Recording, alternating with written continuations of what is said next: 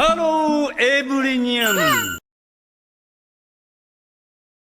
We begin with our hero, who looks like he has lost his life while playing a video game. He comments that he got too excited while playing the game, and he accidentally ended up tripping after coming to the climax. He doesn't really remember what happened after that, but it seems as if he has been taken to some kind of spiritual realm, and he is still playing video games here as well. On top of that, he has found himself an entertaining new gaming partner in an old man. He does not know who he is or why he has been brought to this particular realm, but he enjoys gaming and competing with the old man whenever he can. They have become like gamer buddies now, but the funny thing is that our hero keeps losing to the old man again and again.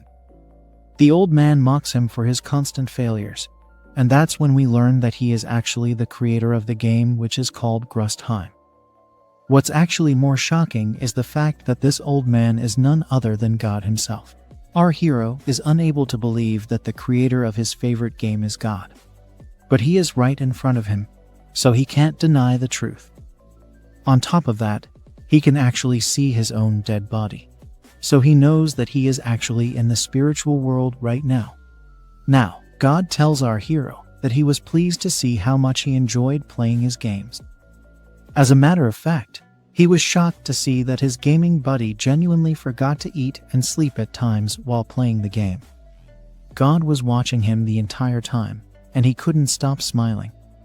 Our hero says that he did enjoy playing Grustheim, but he felt that the cover art was too low budget. He also wishes that God play the games that he enjoys other than Grustheim. However, before they can continue to the next round, we see our hero's body disappearing. God laments that his time here is up, and he will have to be reincarnated into the next world. He does not want to say goodbye, but he has to play by his own rules, so God tells him that he is vanishing because his body is completely gone. This means that his soul will now find a new body, so our hero thanks God for all the matches they played against each other. God is also happy to have played with him, and then they bid farewell to each other. With that, our hero vanishes into thin air, and his gaming console drops to the spiritual floor. God is sad because he has come to love the player who has ended up loving the game he created. However, this is fate, and even the power of a god can do nothing to change it. Of course, since he really likes our hero, he has decided to reincarnate him into a boy named Wayne. He wishes to help Wayne as much as he can, which is why he decides to give him a proper reincarnation as his way of thanks. Now, Wayne slowly opens his eyes and can see a woman calling out to him. He does not know who she is or what he is doing here, but the woman is extremely happy to see him open his eyes. She calls out to the doctor and tries to get him inside as soon as possible. Wayne wonders if someone saved his life in the nick of time, but this is clearly not the case. He takes a look at his hands and notices that they are not the same hands he had before. Of course, he is a gamer, so he would know how his hands look and feel. But the real problem is that he is actually a small kid right now. He is very confused, and even more so by the woman who is smiling a lot while looking at him. Suddenly, God calls out to Wayne and tells him that he has reincarnated him into another human, and that too in another world which is similar to Earth. The doctor comes charging in, and then God says that he could not do anything to bring him back to his original body. After all, his soul had left his body, so there was no hope for revival. But God did have one backup plan, which was to have him enter another vessel. God tells Wayne that his consciousness will slowly fade away, as will his memories of his past life. This means that he will also forget the sessions he had with God during their game time.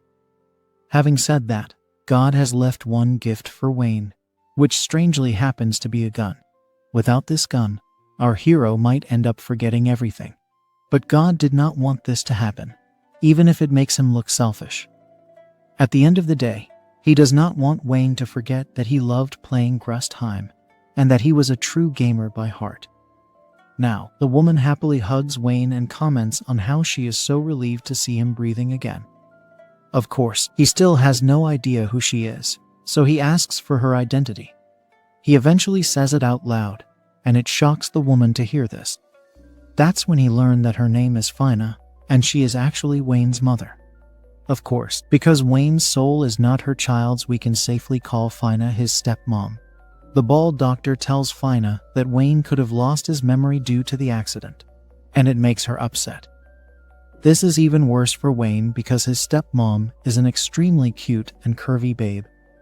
It feels as if he has had a really long dream, so he tries to settle into his new reality. Wayne asks if this is a hospital, and then looks at his stepmom crying her heart out. She is definitely upset that her stepson does not recognize her. But when he utters the word mom, she becomes happy once again. She is so happy that she squeezes her stepson into her soft cushions and starts to choke him with her heavenly curves. She feels there is no way for him to forget her. But the doctor tells her that she is choking her stepson. Either way, Fina is not going to let go of her stepson anymore, and she gets Wayne discharged from the hospital. The doctor tells our hero not to strain himself for now because he needs the rest. Now, we learn that Wayne had accidentally slipped and fell off a cliff, which is why he was taken to the hospital. Fina asks him what he wants to eat when they get home, but he says that he would like anything that his mommy makes for him. He can't remember anything from the accident, but he has to be more careful going forward. After all, he can't afford to let a beauty like Fina cry over him. He needs to get much stronger than he's ever been. So Wayne sets himself on a mission for this new life. He has to be like the hero he plays in his video games, who is capable enough to take down a dragon. Now, we move to Wayne's house where his stepmom tries to feed him herself. He says that he can eat by himself, but Fina insists on feeding him because the doctor did tell her stepson to take it easy for now. She is very loving in her approach and is the perfect stepmom for any teenage boy.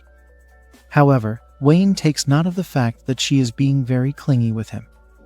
As a matter of fact, after he spoke with the neighborhood ladies, he learned that Fina was being 5 times as caring as she usually is with her stepson.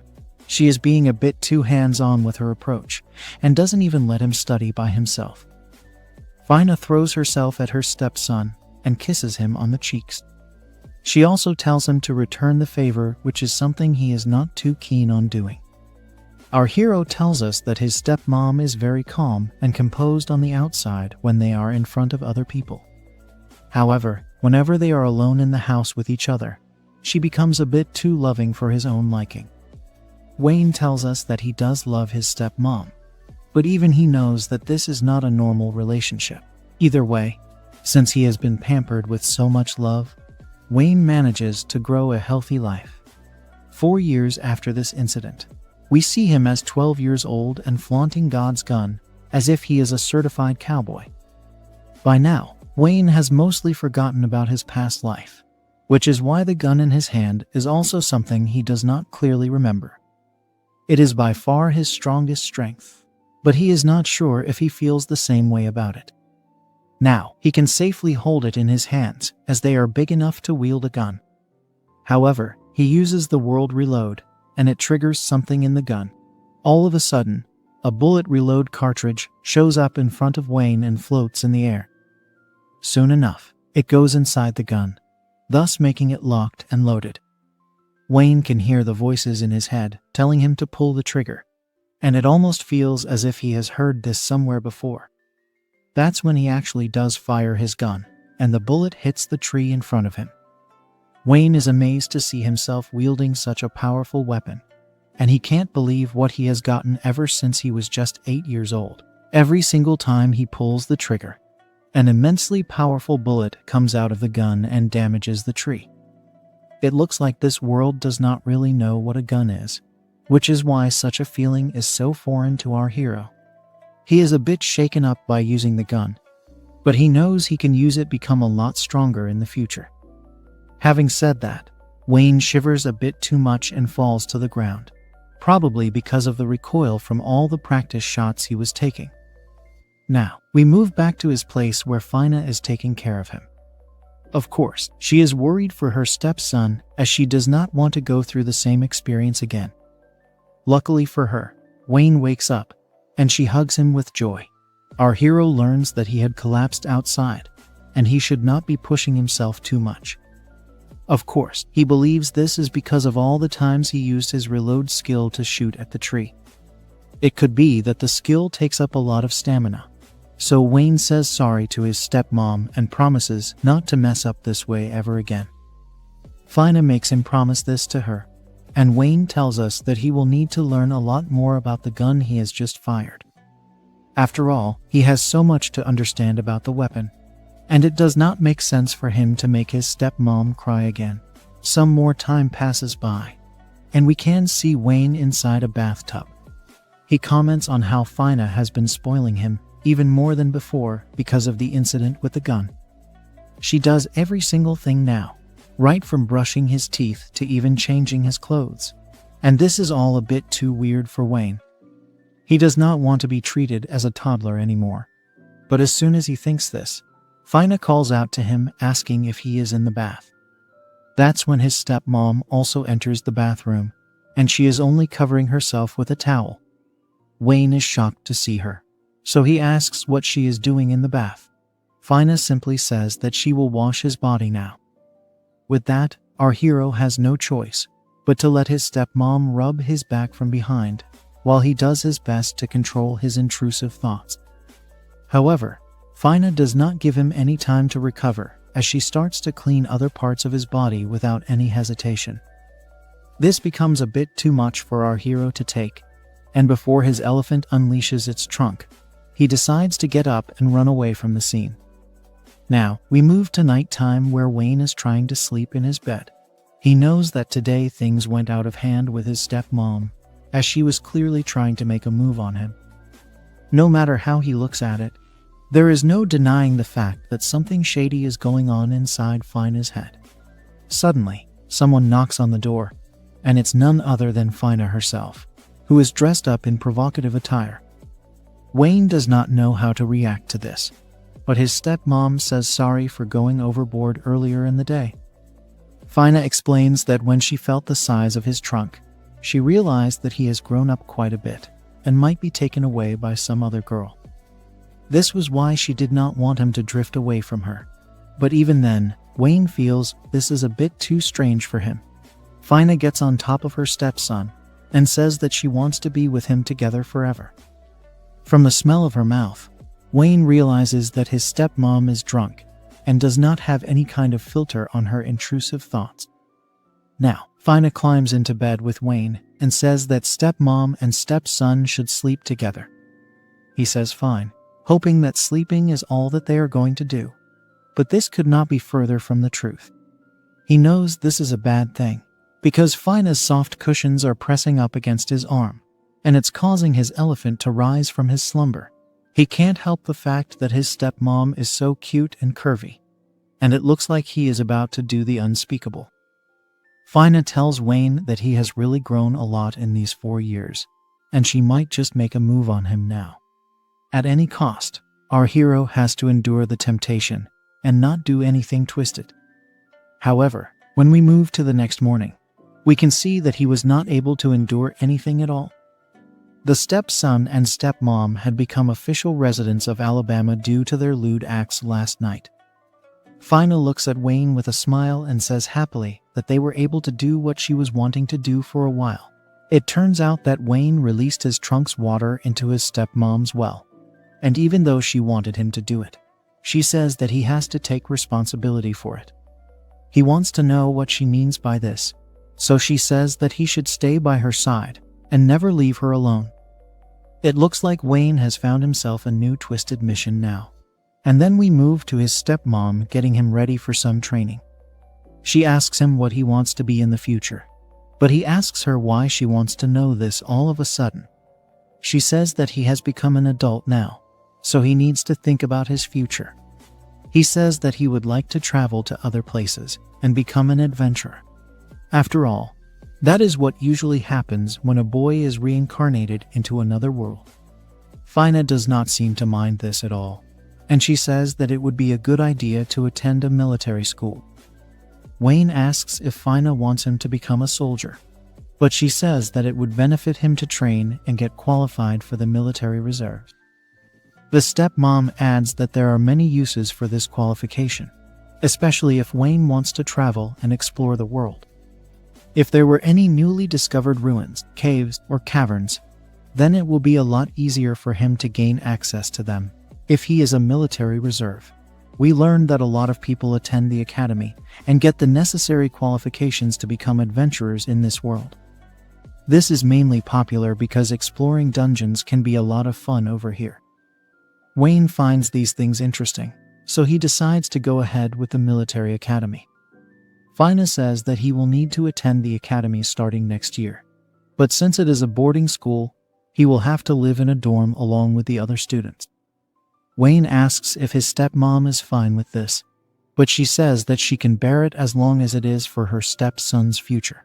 He thanks Fina for the understanding, and then they decide to begin training for the enrollment starting tomorrow.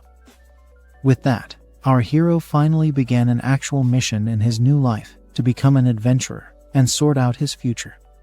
We learn that Fina is actually a very skilled person when it comes to art of magic and combat techniques.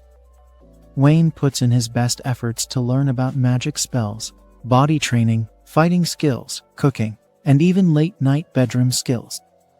Time passes by in a jiffy, and before we know it, our hero is ready to go to military school and become a proper soldier. His stepmom asks him if he is forgetting anything and offers to check for him, but he says he has everything in place. He is thankful to his stepmom for being kind and sweet to him all this time, and even she is glad to see her stepson turning into a fine young man. Now, the magic bus arrives, so without further ado, it's time for Wayne to say goodbye to Fina. He knows he won't see his stepmom for a while, but it's time for him to go at last. Wayne sets foot into the bus, and with that, he says goodbye to Fina, who also tells him to have a safe trip. Wayne does feel weird that his stepmom is not being too emotional over seeing him leave. But then again, he knows how much she loves him, so it could be that she is simply trying to put on a smile for him, not to feel bad about going away. With that, he promises to become so strong that even his stepmom will be shocked to see his progress once he's back. He admits that he does not know how a military school works, but he is ready for the challenge and is going to take it head-on. Meanwhile, we see Fina waking up in the morning and getting her stretch on. She then gets ready and locks the door to her house, after which she says that it's time for her to get going as well. That's when we learn that for 3 years, the door to her house was never opened, thus making the whole thing weird once again. Now, we see the military school, which is called Memphis Military Academy. The announcer welcomes all the students to this place and says that they will all be spending their next 3 years over here. He states that there will be a lot of difficulties and hardships for the students, but they will become true soldiers by the end of this program. The bald announcer goes on to talk about some different philosophies, explaining what it's like to be a good soldier. The bald man says that he wishes for all the students to graduate with flying colors, and then he concludes his speech. Now that the formal talk is done with, a cute girl takes over proceedings and decides to show everyone around the dorm rooms in the campus. As far as Wayne is concerned, he can see that he is the youngest person in this entire school, so he can be taken as an easy target. She starts with a school building which anyone can enter though the first door. They also notice a flower bed on the side, and she says that there is a separate beauty committee that looks into it. The group is then taken to behind the dorm, where lots of fights and other tussles usually happen. The cute girl says that such conflicts should be avoided, as they can result in getting expelled from the school.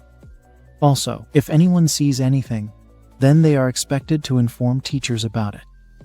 After that, the final spot is the dorm entrance, and the girl says that she is going to hand out all the information material, so the students should get in line. This is all fine to Wayne, as he can only think about doing well these 3 years and then coming back to his stepmom. After the material is handed out, the cute girl tells the students to go to their rooms and greet their senpais. We learn that the dorm has 3 floors and each room is usually shared by around 4 students. Out of these, one is usually a junior, while the other 2 or 3 students are seniors. There is a lot of furnishing in these rooms, which includes 2 bunk beds and other such items, so the students are encouraged to share with each other. Wayne does not like the fact that he has to share his room with seniors, as it would have been much better if he was with a classmate. Suddenly, the bald announcer comes up to him and asks what's up with the worried look on his face. He wants to know who this bald man is, so he asks for his name, and he says it's Norman. He seems to know that our hero's name is Wayne, which alarms him a bit. After all, there is no reason for him to know this name. But Norman says that there are only 2 students that have been enrolled at his age. There's obviously Wayne, and there's another girl named Sharon. Norman points to her, and also points out that she is very cute, so Wayne should do his best to get along with her. Norman offers to help Wayne get along with Sharon as well, and our hero can't stop thinking about how pretty she is. He realizes that even though this is a military school, he should not forget the fact that everyone here is young. This means that they should not stop themselves from enjoying their youth, and we can already see some of them making new friends. Wayne tells us that studies and practice are important as well, but he should also focus on the occasional fling or 2. After all, his stepmom did give him a lot of training for this moment. He notices that boys can also share their rooms with girls, which is a good thing for him. Now that he understands most of it, our hero asks Norman if he has his eyes on anyone here. Maybe it's the girl in his own room, but he states that he is only with guys in the dorm. On top of that, he likes beefy girls, and he hasn't really seen any of those over here so far. Wayne asks him what he means by beefy, because to him, a beefy girl is a curvy babe with soft pillows. However, Norman clarifies that by beefy he means muscles. For some reason, he seems to like macho babes, and he asks our hero to let him know if he ever finds one of them. This is an odd kind of fantasy for Wayne, but he has done shady things with his own stepmom, so he's not one to judge.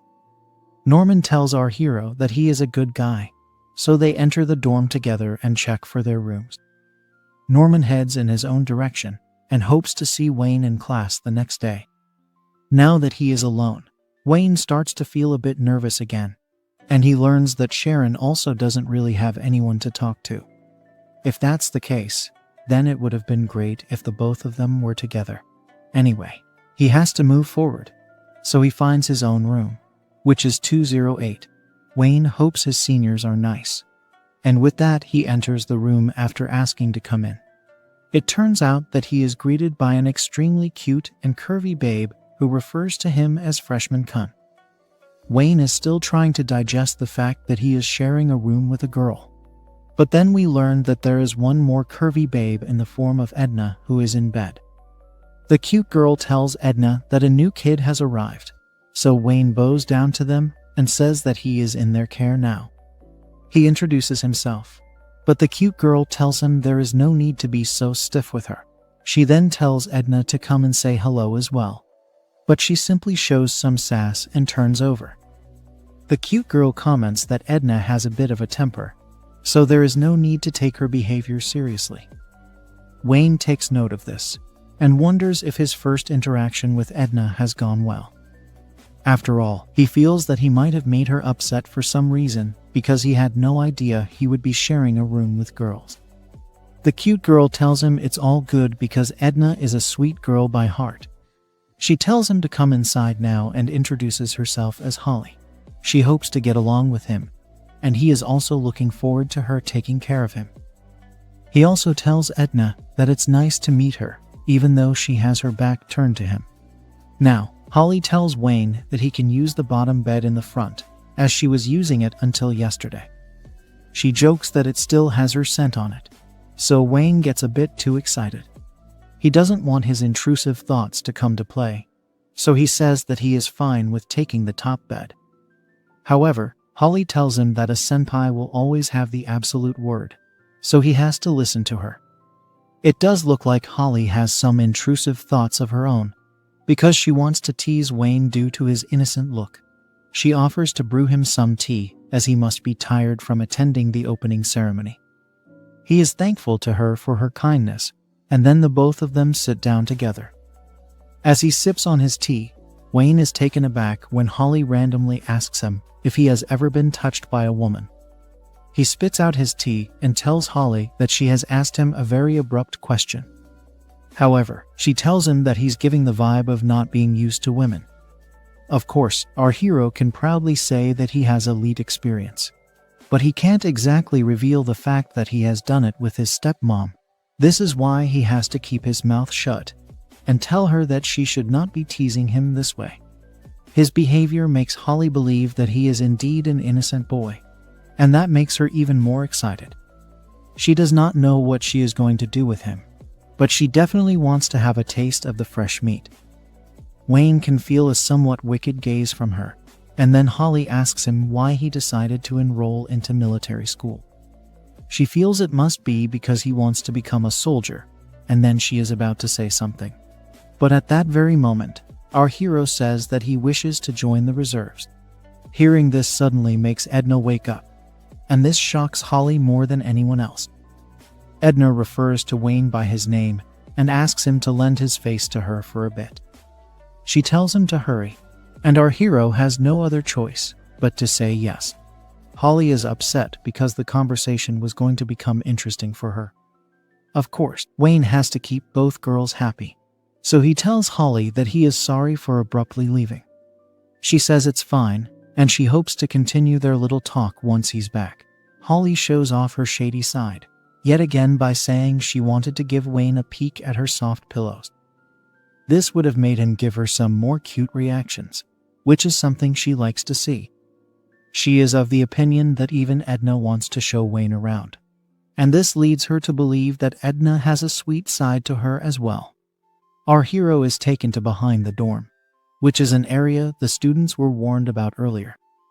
Now, Edna tells him that if he wishes to become a military reserve, then he should go to his dorm leader right now and ask to have his room changed. This is because he will not be able to achieve his goal if he continues to stay in his current room. At first, he does not understand why she is saying such a thing, but she says that it is because Holly has taken a liking to him. This is confusing to our hero, but Edna states that if Holly likes something, then she will do everything in her power to make it her own, whether it is a person or an item.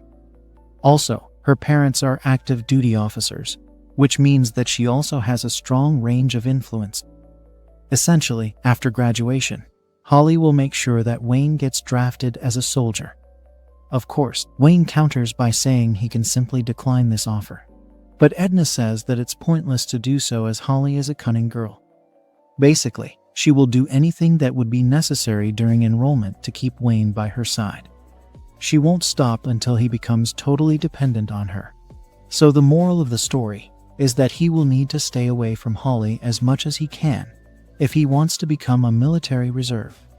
Now, this is not what Wayne wants because he came here to become stronger, not to run away from his problems. Edna says that the dorm leader's room is at the end of the first floor, and she will even come with him if he is shy to talk to him on his own. Wayne can see that Edna is being very sincere despite her harsh words. Just like his own stepmom, he can see the care and concern in Edna's eyes. Despite this, he tells her that he has come here to become a boss man. He feels that he will show himself as weak if he just avoids the problem and runs away from it. He does not care if Holly has influence, because he will surely stand up to her and come out on top. Edna is surprised to see the resolve in our hero, but she feels that it might be because he is a brat who does not know any better. In that case, she does not mind forcing our hero to get out of her room. She will use all her power to make him move out from his own volition, and she shows it off with a finisher move. It's a brutal punch straight into our hero's stomach, and Edna lands a direct hit. Wayne falls to the floor, but he manages to stay conscious, which impresses the sass girl. She says that he must have gone through some training if he is still standing after such a blow. But even then, she will not stop until Wayne says that he is moving out of the room. She lands a kick to his face, and it knocks him to the floor yet again. but he is not defeated yet. He commends Edna for having power and moves, and he realizes that he can only go against her by using defense or a counterattack. Edna says once again that Holly is not as soft as she makes herself appear. She will most definitely turn Wayne into a soldier by the end of the term, so it is in his best interest to get out of the room. Our hero says he understands what Edna is telling him, but in his mind, he knows that he also has to impress her. He can't win a fight with her because she is much older with a lot more experience, so he has to use another route. He says that he will only need one chance, and then he gets up once again. He tells Edna that if he is able to take off her chest badge, then she will have to acknowledge his abilities. She is a smart girl, and she calls him out for making such a daring bet with her. This because he is aiming for the same place where her soft pillow is located, and more importantly, where her heart is as well. This means that Wayne taking off her chest badge would be the same as him stabbing her in the heart. This does get her worked up, and she tells our hero that if he does manage to pull this off, then she will surely acknowledge him for having great skills. Wayne realizes that he will only get one chance at this, and he will not be able to use it several times in a row. He has gained a lot from his special training with his stepmom, and then we move to a flashback. Here, we see him with Fina, who believes that her stepson has an ability for time magic. She explains it by trying to strike him, but he dodges her almost as a reflex. Fina says that Wayne has the power to make time go faster or slower, which is why he was able to avoid the earlier attack, even if it was subconsciously. With that, she hugs our hero and tells him that only a select few people can use time magic. This makes her even prouder of her stepson, and she proceeds to engage in unspeakable acts with him. This led him to realize that he could do something similar back when he was playing the game with God. Of course, he can't recall that time clearly, but he feels he can get the job done if he plays his cards right. Now, we're back to the present where Wayne decides to slow down time. He does not know if he will be able to slow it by even a second, but this will be his only chance. As soon as Edna's right fist comes at him, her left chest will open up and leave her vulnerable. Now, she launches her attack at our hero, and he tries to counter her at the exact right time, just like the hero in the game. The moment of truth is here, and Edna is about to land another direct hit. But Wayne is not fazed by her efforts. He unleashes his time magic and orders for Edna to slow down. He manages to pull it off, and time does slow down long enough for him to dodge the punch and also grab Edna's chest badge. Of course, this also calls for an awkward moment because Wayne cops a feel of Edna's soft pillow as well. This makes her upset, so she smacks him away for feeling her up, and our hero flies away. He smashes through the window and falls out to the other side. The other students notice this and panic, so they call for a doctor to tend to the new student.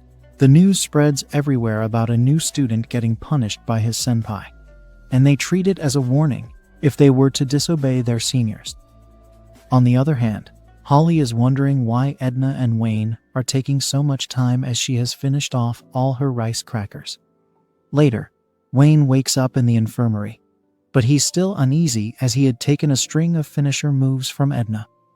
He doesn't know where he is, but then he sees a cute girl coming in and asking if he is awake now. That's when he realizes that the girl in front of him is none other than Sharon herself. He introduces himself and says that he is one of the youngest students here, just like her. She says that she is aware of this as Norman has already told her about Wayne. Our hero is a bit confused to hear his name, but Sharon says that Norman had asked her to look after him. Now, Wayne finally remembers the thrashing he took from Edna, and he realizes that he is in the first aid room. He hopes he didn't make Norman worry too much about him, and then Sharon asks him if he was done in by Edna. He confirms this, and then Sharon says that she has not heard too many nice things about the sass girl. Wayne wants to know more, so she says that ever since Edna has enrolled here, she has caused problems for a lot of people. On top of that, she has also left a lot of people in tears due to her violent nature. Of course, Wayne does not feel that is correct information because he could sense kindness from Edna, even if she was hitting him at full force. Sharon will not say anything to this if it's how our hero really feels. But now that he's awake and well, she can go back to her room. She tells Wayne that Norman was the one who carried him to the first aid room as he was extremely worried about his friend. She tells him to make sure he thanks his bald friend for his help. Wayne thanks her as well, and then he thinks back to how Edna's eyes were similar to those of his own stepmom. They were filled with care and concern, which is why he has faith in her kindness. At this very moment, Edna walks into the room and strikes a pose looking as curvy as ever. She asks Wayne if he is okay, and he says yes, but he has another motive in mind. Seeing that she has a lot of experience with training, Wayne feels that he should stick to the sass girl if he is to become stronger. He bows down to her and begs her to train him as her disciple. Of course, there's the chance of her saying no, but she surprisingly agrees to his proposal without any hesitation. Wayne is also shocked to see how easily she has agreed to his request. But she says that she will do it as long as it is what he wants. However, she maintains that he should not expect any soft behavior from her because she will be very strict in her methods. Wayne has no problem with this, so Edna asks him to rest a bit more as it will affect his training. She puts her hand on him, and it feels nice and warm, so he relaxes in bed. Such a feeling is pretty much the same as Fina, so it brings back fond memories to our hero. Training starts the next day, and just as we had expected, it's very hard and unforgiving. Not that it affects Wayne in any particular way, because he is ready to give it his all. He still has another 200 punches to practice, but he says yes to Edna without even hesitating for a second. He realizes that even though he has trained quite a bit with his stepmom, he still has a long way to go when it comes to combat skills. Edna keeps adding more reps onto him when he messes up with his posture, so Wayne has his task cut out for him. Doing such an intense exercise right after waking up is harsh, so our hero needs to rest his arms. Edna says that he has gotten a bit better, so they will do the same thing next day. Wayne says yes as usual, even though he knows this might be harder than what Fina had taught him. Now, in a shocking revelation, Edna has made breakfast for Wayne, and she even offers to feed him as he is unable to move his own arms. He can't believe what he is seeing, but Edna states that she's only doing this because eating is also part of his training. The food is really tasty, and he compliments her for the food, but Edna reminds him that flattery is not going to make her any softer. Now, we learn that there is actually a proper reason for Edna being so agreeable with our hero. A flashback shows us that the sass girl was summoned to the main council of authorities of the school. They bring up her assault on Wayne earlier, and use this chance to remind her about the multiple other violations that they've caused in this school. They can't overlook this issue, especially because it is a new student she has attacked. Keeping these things in mind, the council tells Edna that they will have no other option but to expel her. Naturally, this is a huge problem for her, but the council is ready to strike a unique kind of deal with her. Since she is such a talented girl who is revealed to also possess time magic, they don't want to let go of her and such important powers. It would be a waste to do such a thing. So the council tells her to follow 3 points on a pledge that will be signed by her. If she is able to do this, then they will make sure to turn a blind eye to her recent outrage. Now we are back to the present, and Edna is thinking about the nature of the condition which has been given to her.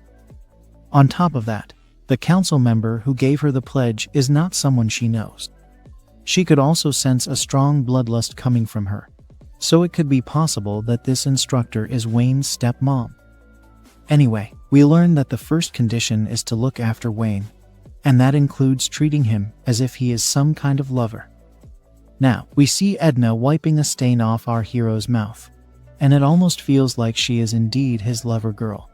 Now that he's done eating, Edna tells Wayne that he should get some rest, and he can use her lap for his head. They can resume training once he's done with his rest, so he thanks her for being so sweet to him. Now, Edna tells us that she has never kept a man company before. She thinks that if Holly was in her place, then it would have been a piece of cake for her.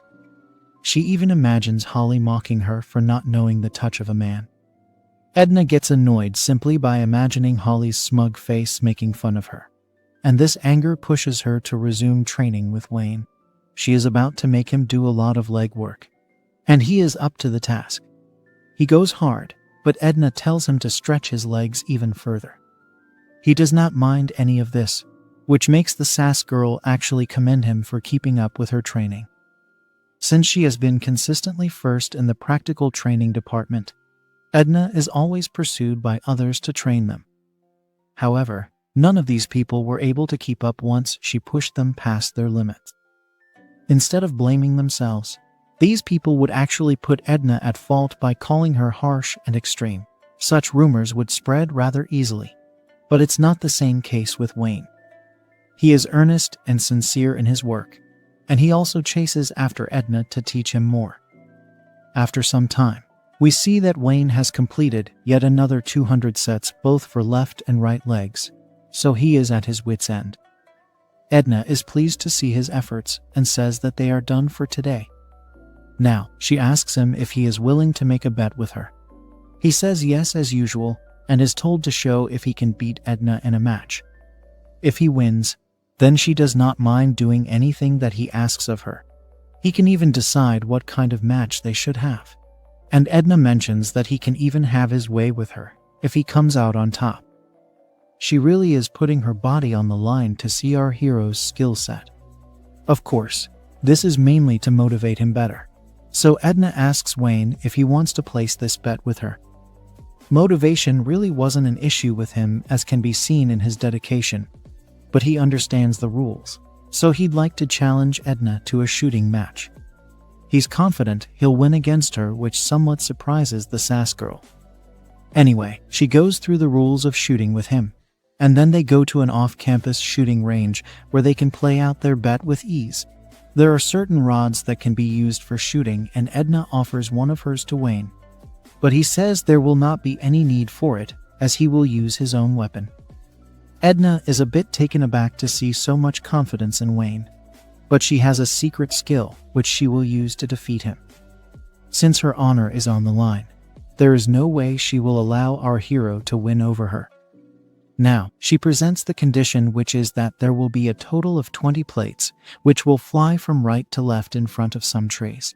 The person who gets the most plates will win the encounter, and Edna tells Wayne that the level of difficulty will be the highest. Wayne actually says that he wanted this kind of situation, so Edna prepares to go first. She takes her stance and prepares to fire at the plates the moment they are launched into the air. This is the moment where Edna reveals she has time magic as she unleashes the acceleration attack. It's a brutal display of skills, and she is able to hit a total of 19 plates in front of Wayne. Wayne realizes that what he just was time magic, but Edna is busy telling him that she has gotten a near-perfect score. He is impressed by her skills, especially because she is using the opposite of his skill. This also leads him to realize that the reason Edna is able to pack such a strong punch is because she uses the accelerator move on her attacks. The sass girl now tells Wayne it's his turn to go for it, but she doesn't mind if he wants to give up. After all, he will need to hit all 20 plates if he is to win this bet. Wayne is not one to back down from a challenge, so he proceeds with the bet and brings out the God Gun. Edna takes a look at it and seems to recognize what it's supposed to be. Our hero takes his position and is ready to shoot, so Edna stands back to see if he can actually walk the talk. The plates are unleashed with maximum difficulty, but this is a piece of cake for Wayne. He unleashes a flurry of bullets, all of which hit their targets with ease. And just like that, he gets a perfect score of 20, meaning he has defeated Edna in the bet. The sass girl can't believe her eyes, as it only took one reload for Wayne to get all his shots accurately. She tries to figure out how the Gun of God works, because there is no such relic, even in the church's holy collections. The speed and precision of the gun was unlike anything that magic had ever created. so Edna is having a hard time believing how such power was generated. She asks Wayne if he used time magic, and he says yes without hesitation because he calls her out for using the same thing. She admits defeat and says that Wayne is one of the rare people who has special abilities. It's fun for her because if she has time magic on her side, then it does not matter even if her opponent is stronger than her. Humans and animals get reduced to the status of dolls. However, if this is the case with Wayne, then Edna does not need to train him. She asks him if he can activate his skill with time, and he says that he can only control it when he concentrates. The sass girl tells our hero that if she did not have time magic, then she would have just been a weak woman. She feels that a person like Wayne does not need her assistance if he can control his powers. However, he begs to differ as he believes it takes a lot more than time magic to be strong. He goes on to tell Edna that all of her martial arts and body training methods have helped her enhance her skills along with her time magic. After all, if she did not push herself so much, then she would not have been able to shoot accurately or strike with proper technique. He then hugs Edna and tells her that she should not think of herself in such a way. He considers her to be strong even if she did not have time magic, and this shows a softer side of our hero. Even though he sleeps with his own stepmom, he asks her to continue training him because he wants to gain her technique. Edna feels all kinds of feelings, but she eventually agrees to continue training Wayne. Now, we move to the nighttime in Wayne's room, but he is looking very shy and reserved in front of Edna. This is because she is going to do unspeakable things to him. She says that since she lost the bet, Wayne is free to do whatever he wants with her body. Our hero, however, says that he did not ask for this. After all, he still has his curvy stepmom in mind. Edna reasons that he should not have a problem with it, because such acts are every man's desire. Also, she wants to use her intrusive thoughts as a way of training him. Wayne says that Holly could enter, but Edna says that she won't come in today. A steamy session follows, and Edna says that she does not care about her contract anymore. She wants to violate our hero of her own free will, and that's exactly what happens. This is because the only man who is able to understand her strength is Wayne, and she does not want to be alone anymore. She will most definitely not hand him over to Holly, and then we shift to a girls' sleepover where we see Holly with her friends. She sneezes all of a sudden, so her friends ask her if she is all right. Holly says that she must be sneezing because someone else is talking about her. Either way, she wants to continue the conversation they were having, and we learn that the girls were talking about Wayne. Holly says that she finds him really cute, and the other girls agree with her. As a matter of fact, they consider sharing him with each other for one big party, but Holly says that won't do for her. She feels that only she should get access to our hero because she believes he is a cute boy who has been untouched by women. This seems to be a fantasy for her, which is why she does not want to share him with anyone else. She also wants to make him do all kinds of things to her, so that he completely falls under her control.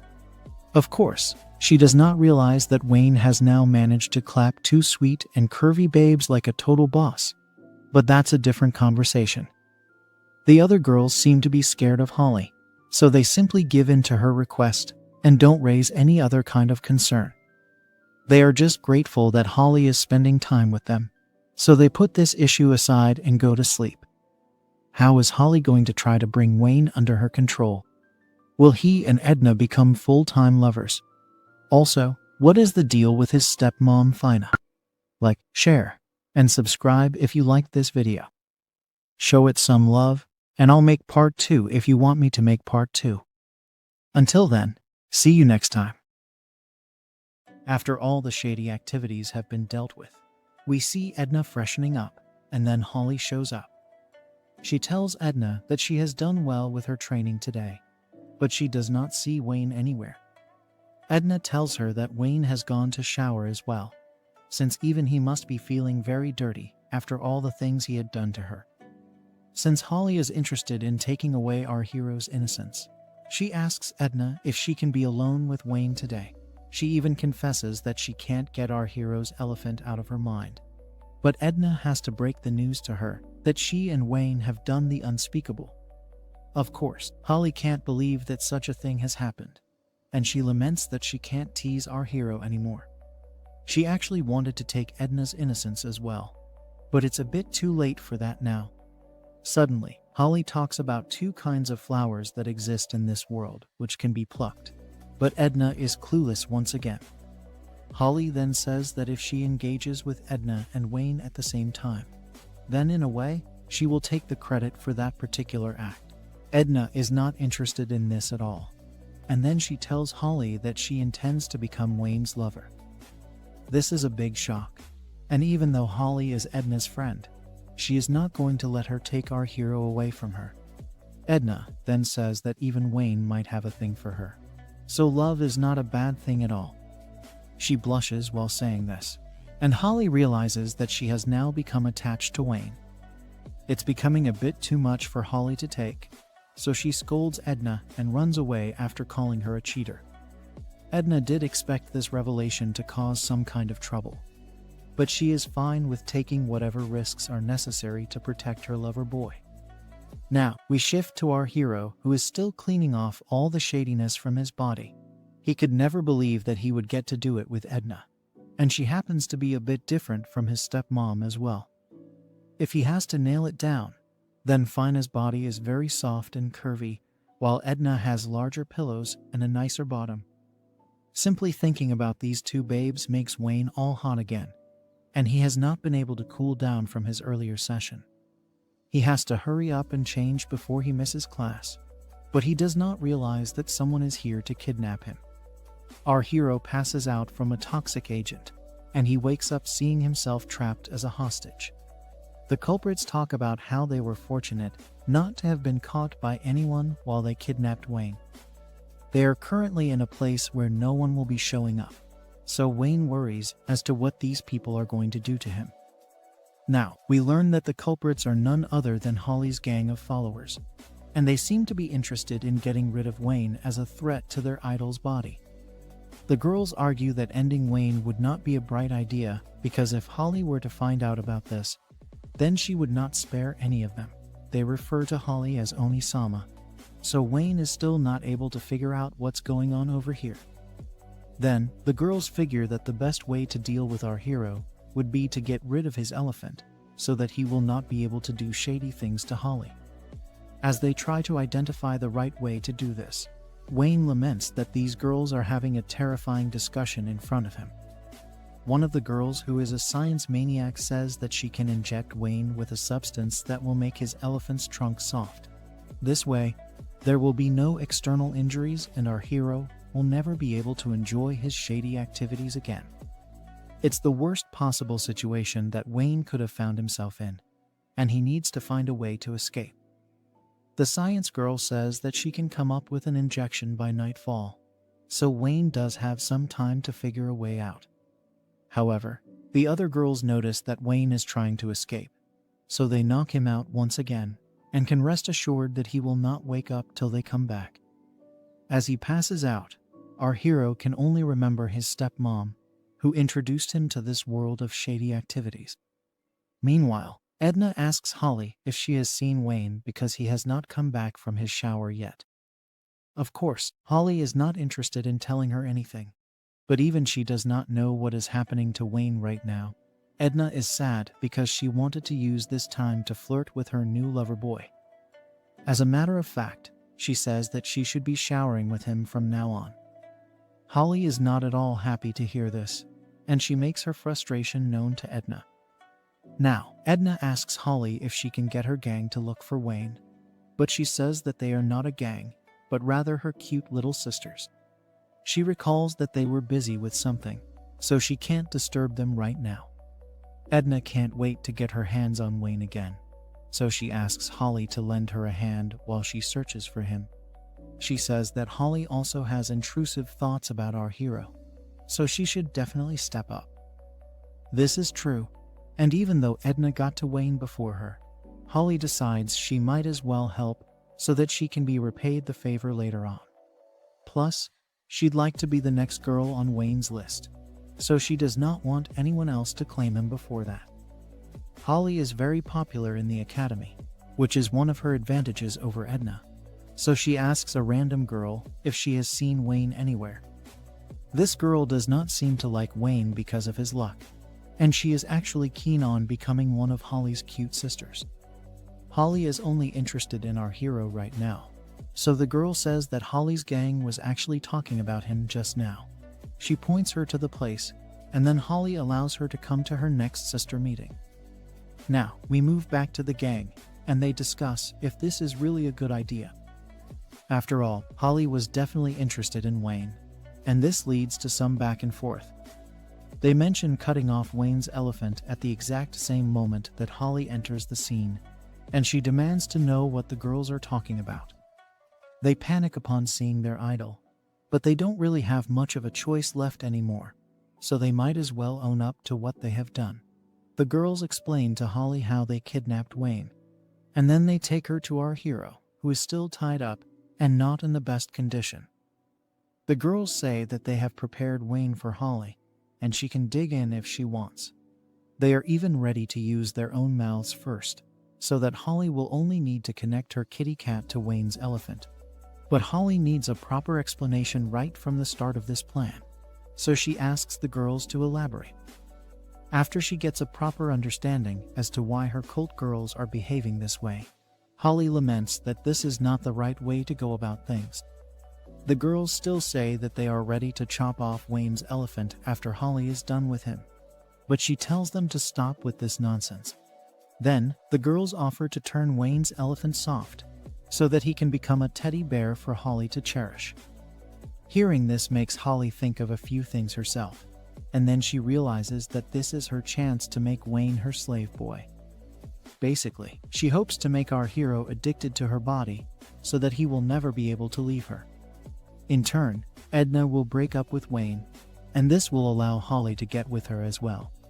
She goes on to tell her sister group that this is a good idea, but she is cut short by a very angry voice. As expected, it is none other than Edna, who had followed the girls here as she noticed they were acting strange. She can't believe that these girls wanted to do such horrible things to her lover boy, so she tells them she is going to teach them a lesson. Edna is also going to punish Holly, who says that she didn't do anything to Wayne yet. But of course, she was about to go ahead with a sinister plan, so she deserves the beating. She proceeds to brutally beat down all of the cult sisters, and then she takes our hero away from the scene. Edna tells Holly to follow her, and she does so after feeling sorry for all her cult girls. After they reach their room, Edna makes Holly apologize once again, even though she got beaten up before doing anything. She is not sparing the idol girl one bit. But then Wayne regains his consciousness and calls out to his lover girl. He tells her that since he is safe and Holly is clearly feeling sorry for her actions, maybe they can forget all about this incident. Edna can't believe this and says that our hero is a bit too lenient. It could eventually lead to his demise, and he accepts this, but he has also understood something today. Basically, Holly might be shady, but she does have the power of charisma on her side, as it is quite rare to be able to convince a whole group of girls to do terrible things on your behalf. Wayne believes that Holly has a separate skill set when compared to Edna, but his lover girl says that Holly is simply a shady creep. Wayne does not mind that since he has done even shadier things with his own stepmom, and he would feel bad if Holly were to be punished for what has happened today. He does not want the news of this incident to spread, because he wants to be close to Holly and learn charisma from her. Edna is already in love with our hero, so she agrees to let this slide for now. Holly is overjoyed to hear this, so she hugs Wayne with passion and says that only good things will happen to him as long as she is around. Of course, Edna does not want her to keep Wayne's head so close to her soft pillows, so she orders her to let him go. Now, Holly says that she will make sure to teach Wayne a lot of things, but by this, she meant shady activities. Wayne was not expecting this, but Holly insists on it, as they have gotten permission from Edna to do it with each other. She is also watching over Holly's cult sisters, so that they don't try anything funny again. Edna is not at all happy about this, but she knows that the cult girls won't do anything if Holly's desires are satisfied. Even so, the anger is clearly visible on her face, as she did not want Wayne to get with the likes of Holly. She just has to accept things as the way they are, and the other girls are a bit scared to see her like this. The knife girl thinks that she can try to take Edna on, but the other girls tell her that such an act would be futile as they have already been beaten up by her at the same time. Meanwhile, Holly and Wayne have engaged in unspeakable acts, getting his elephant and her kitty cat completely satisfied. Now that they are done, Holly asks whether she was better or Edna, but Wayne does not want to compare them. Since he pauses, Holly says that she, Edna, and our hero can engage in a session together to finally see who tops the list. Wayne reminds Holly that he has to wake up early for class tomorrow, and she also realizes that he's right. She then tells Wayne that there will be some cute girls in class, but he should not cheat at all. It's only Holly and Edna for him as of now, and Wayne can already see his lifestyle turning into a hectic one. The next day, we move to class where we can see all the kids ready for their first session. Wayne is also here, but he can see that most of the kids have already made friends. He was not able to do this, because he was busy doing shady things with Edna earlier. It will be tough for him to get into any circles now, and he also feels as if they are all whispering about him. Suddenly, a creepy hand shows up from behind, but it's only the bald Norman who is glad to see his friend has recovered from his earlier injuries. He heard about Wayne getting into a fight with Edna, and he commends him for having recovered so quickly. After all, Edna is supposed to be the strongest student in the upper grades. It is because of this fight that everyone in class is talking about our hero. And then we see a couple of cute girls also eyeing him. In the middle of all this chitter-chatter, a curvy sensei walks into the room and tells everyone to be quiet. Wayne is shocked to see this sensei because it is none other than his own stepmom Fina. She is wearing a mask to hide her face and says that she will be taking over as the assigned instructor. It's time for introductions, but while the students talk about themselves, Wayne wonders if this is actually his stepmom. Fina sounds very harsh and stern over here, which is not at all like the way she used to be around our hero. It has to be Wayne's stepmom, because there's no way this is a coincidence. Now, it's time for a boy named Edward to make his mark, and he starts off by praising his own combat abilities. He then tries to act like a player by saying he's nice to girls, especially if they're cute.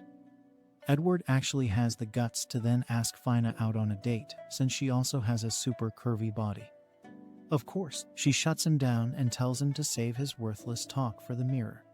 Edward gets spooked, so he sits down, and now it's time for Wayne to tell the class a bit about himself. He hasn't thought this through, so he only says that he has enrolled here to get stronger. But then he figures he should say one more thing, which is that he loves his mom the most in this world. Edward tries to use this as a chance to mock Wayne as a mommy boy, and our hero laments that he wanted to use the word admire, but used love instead. Anyway, at least he didn't say anything else, considering his shady relationship with Fina. And then Norman comes to his rescue. The bald boy tells Edward there is nothing wrong with loving one's family members, and he adds that his own dad used to say that a man who does not care for his own family will never care for his comrades. As Norman continues with his lecture, Edward gets annoyed because his plan has backfired. Now, Fina tries to calm the class down by saying everyone should respect their moms, their comrades, and their moms. The class finds it a bit odd that the curvy sensei said the word mom twice, but no one is going to question Fina about anything. Wayne gets saved, but he wonders if the people of his class will now find him weird. Norman tells him not to worry about it because he loves his own mom a lot as well. Of course, it's not the twisted kind of love that Wayne shares with Fina, but he anyways bonds with Norman over their moms. Fina tells both the boys to keep quiet, and this makes Wayne feel that it can't be his own stepmom because she is a lot kinder than this. Now that the intros are done with, Fina decides to begin with some sparring in order to gauge the students and their abilities. Since she is also a close combat instructor, she orders everyone to move to the training hall immediately. All the kids obey Fina in unison, and then they find themselves inside the hall. The curvy sensei says that the kids will have to spar with her, and they should not hold back. Fina asks someone to step forward, but nobody has the guts to challenge her. In that case, she decides to pick her first victim, and it happens to be Edward because of all the confidence he was showing earlier.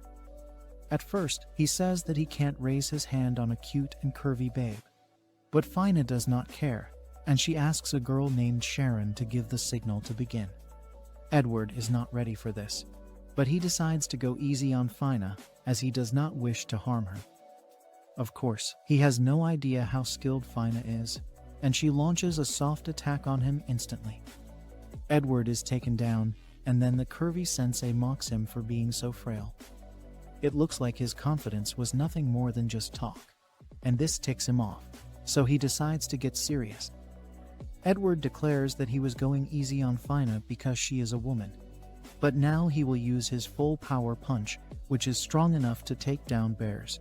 It's of no use because Fina simply trips him, and then lands a direct kick onto his face, causing him to get knocked out. Norman comments on how brutal this kind of hit can be, but Fina is already looking out for her next opponent. The bald boy decides to go next, but Wayne warns him because he knows how skilled his stepmom is. Norman says that his muscles are not just for show, and he is going to prove that right now. He and Fina engage in a show of strength as they hold hands and push against each other. Norman is surprised to see so much strength in such slender arms, and even Fina confesses that the bald boy is as strong as he looks. Norman begins to gain the advantage as he pushes Fina back with his brute force. But the curvy sensei knows that combat is not just about strength. She lands a finisher move on Norman by grabbing his shirt and slamming him to the ground when his guard is down. Wayne goes to Norman to check on his buddy, and luckily, he is all right. Fina commends Norman's strength, but she says that he still has a long way to go when it comes to skills. Next up is Wayne, and he's already sweating because he knows that Fina is a lot stronger and faster than Edna. There's no use in trying to attack her head-on, so he remembers his fight against Edna when he won, and he tries to use the same method against Fina. Our hero gets into a position to attack, so Fina prepares a counter. He was expecting this, so he slows down time to make sure he lands the first blow. The other girls of Wayne's class are amazed to see that he has been able to land a hit on the curvy sensei. However, our hero realizes that his attack did not go through to Fina as he was only able to smack her shirt. She managed to pull her stomach inside in order to avoid a direct hit, but she still commends Wayne for being able to land a blow on her. However, since this attack had no effect, Fina calls Wayne weak and charges at him for a finisher move. She grabs his body and slams him to the ground, after which our hero is put into a chokehold. The other students worry for him, so they tell Wayne to tap out. But then Fina whispers into his ear and asks him to come to her room later. Wayne is bamboozled because the sweet voice he just heard is none other than his stepmom. His doubts are finally cleared as Fina tells Sharon to mark Wayne as passed, and then she takes her on. Later, our hero goes to his stepmom's room, but still can't believe it's really her. Fina calls her stepson mean because he should not have expected anyone else. Wayne counters that Fina was being really mean and cold in class. On top of that, she showed no remorse in beating up everyone during the training session, especially Edward. However, Fina says that this was only because Edward was trying to make fun of Wayne for liking his own mom. The curvy stepmom is holding our hero in a shady position, and then he asks her how she became an instructor at this school. Of course, she does have a lot of skills, but she also seems to have some connections, which is why she was able to come to school so easily. The curvy stepmom then admits that she also used a bit of force to make her way in, because she did not want to be away from Wayne for long. Our hero gets this, But then he asks Fina why she has put him in such a shady position. She says that she wants to reward him for working so hard in school, and then she offers to give him a treat with her mouth or her soft pillows. Intrusive thoughts start flowing all over the place, and then Fina teases our hero by saying he loves his stepmom's pillows. Wayne tries his best to fight the temptation, but it's of no use when he's already been drafted into the Alabama army. Fina also tells him there's no point in trying to resist her, as he deserves to be spoiled after so much time apart from her. She notices that Wayne's elephant already has his trunk in attention, and our hero admits defeat because there's no way he can win against his stepmom. Fina proceeds to undress, and she seems to believe that her stepson has been holding it in ever since he came to this academy. Of course, that is not the truth, since he has been busy with Edna as well as Holly.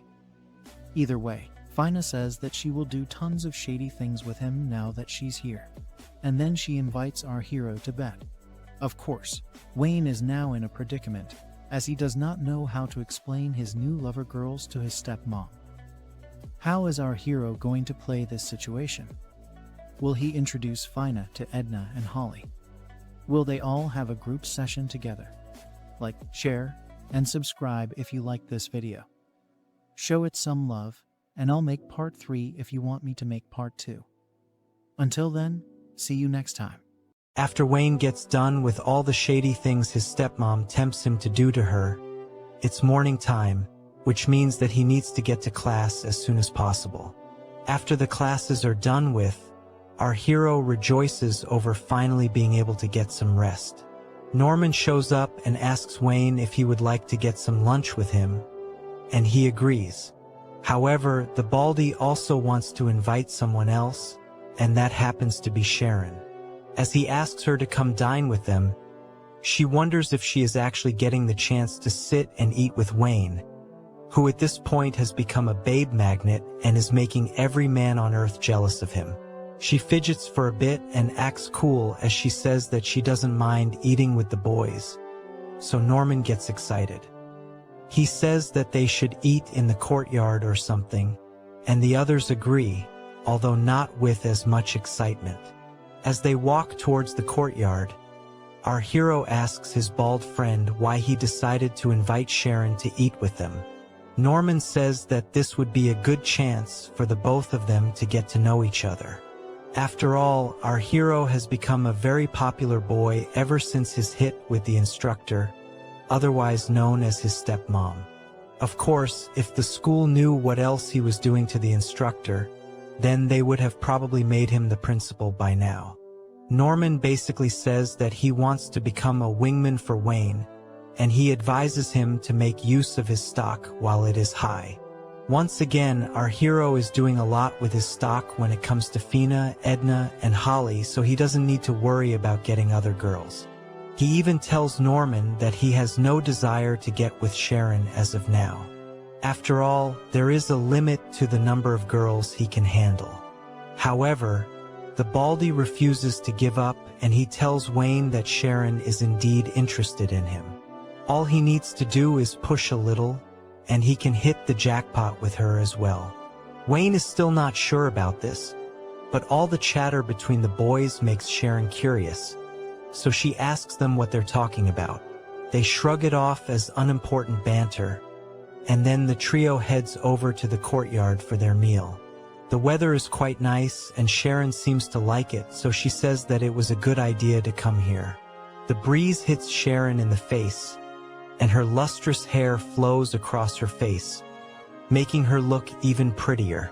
Wayne does admit that Sharon is a beautiful girl, but he must play his cards carefully as he has other women to take care of too. Now, something comes to Sharon's mind, so she asks the two boys what afternoon classes they have been assigned to. It turns out that they have been allocated to the special classes, which are a whole other ballgame. Basically, during enrollment, each student has to go through an aptitude test to find out what skill they are good at. This could mean elemental skills such as fire, wind, water, or even healing. Now, it's not a rule of thumb that each student can only have one aptitude, So for those who have multiple skills, they can freely choose what kind of special classes they would like to take. Our hero reminds us that he also has two aptitudes, but the first one is that of time, for which there is no instructor in the school. That leaves him with his second aptitude, which is that of healing.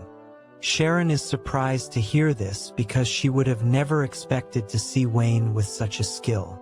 Our hero wonders if it really is such a surprise for him to be a healer, so Sharon explains that she had seen him as great when it came to combat fighting.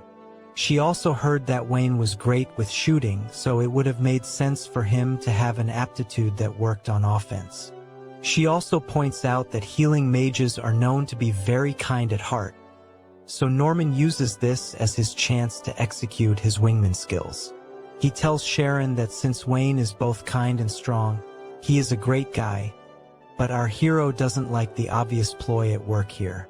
The Baldy reminds him again that it's times like these when he will need to flaunt his appeal, so he should just go with the flow.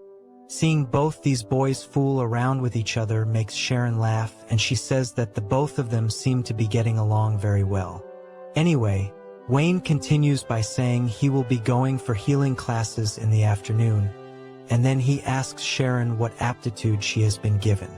She goes on to show the boys her skill by summoning a fireball to her palm, thus revealing her aptitude for fire. Wayne is amazed to see the size of the fireball in her hand, and he comments that if she can already do this, then she must be at a very high level. However, Sharon says that this aptitude does not fit her, prompting the boys to ask her why she thinks this way. She explains that fire makes a person seem passionate, but she is more of the dull and gloomy kind, so she feels that darkness would have suited her better. Wayne counters by saying he has heard people calling fire a primary element, which means that those who have it are supposed to be intelligent and kind people. He then says that such a skill fits Sharon perfectly, which makes her blush. She thanks our hero for his kind words, and there is already some kind of connection between them. Norman can see that his wingman techniques have borne fruit, so he teased the budding couple about not giving him enough attention. The both of them ask him about his aptitude at the exact same time, thus proving they are already in sync with each other. He goes on to say that he has the earth aptitude, which means that he is the sturdy type who can be relied upon. Norman agrees that he has been digging holes and filling them all his life, so he loves earth. However, Sharon says that what Norman has just described is what prisoners usually do when they are punished. The Baldy agrees and says that it is this very reason why it's important to do such activities to raise the mind and spirit. He then asks Wayne if he would like to join him in digging, as this would also come in handy during battles. However, our hero decides to pass on his offer.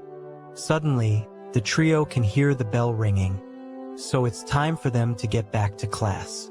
They tell each other to do their best before separating, and then we move our hero's healing magic class, which is inside an indoor practice hall. It is used for physical exercises other than combat training, and then we are introduced to the curvy sensei who is going to be taking these classes. Her name is Donna, and she has pillows that would make any boy fall in love at first sight.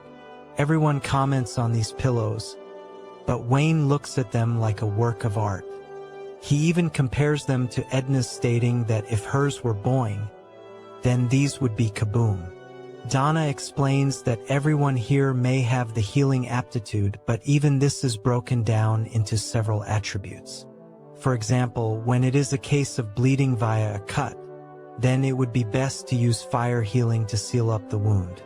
If it is a case of broken bones or an exaggerated burn, then water healing will help cool down the injury and reduce the pain. Both processes may work, but it's all about knowing which type would suit the patient better. Wayne pays attention and learns that healing is not only about the injury in itself. Donna adds that when a battle is evenly matched, it's the healing that will eventually decide the outcome. The curvy sensei maintains that healers are extremely important, and any party that neglects its healers will never survive for long.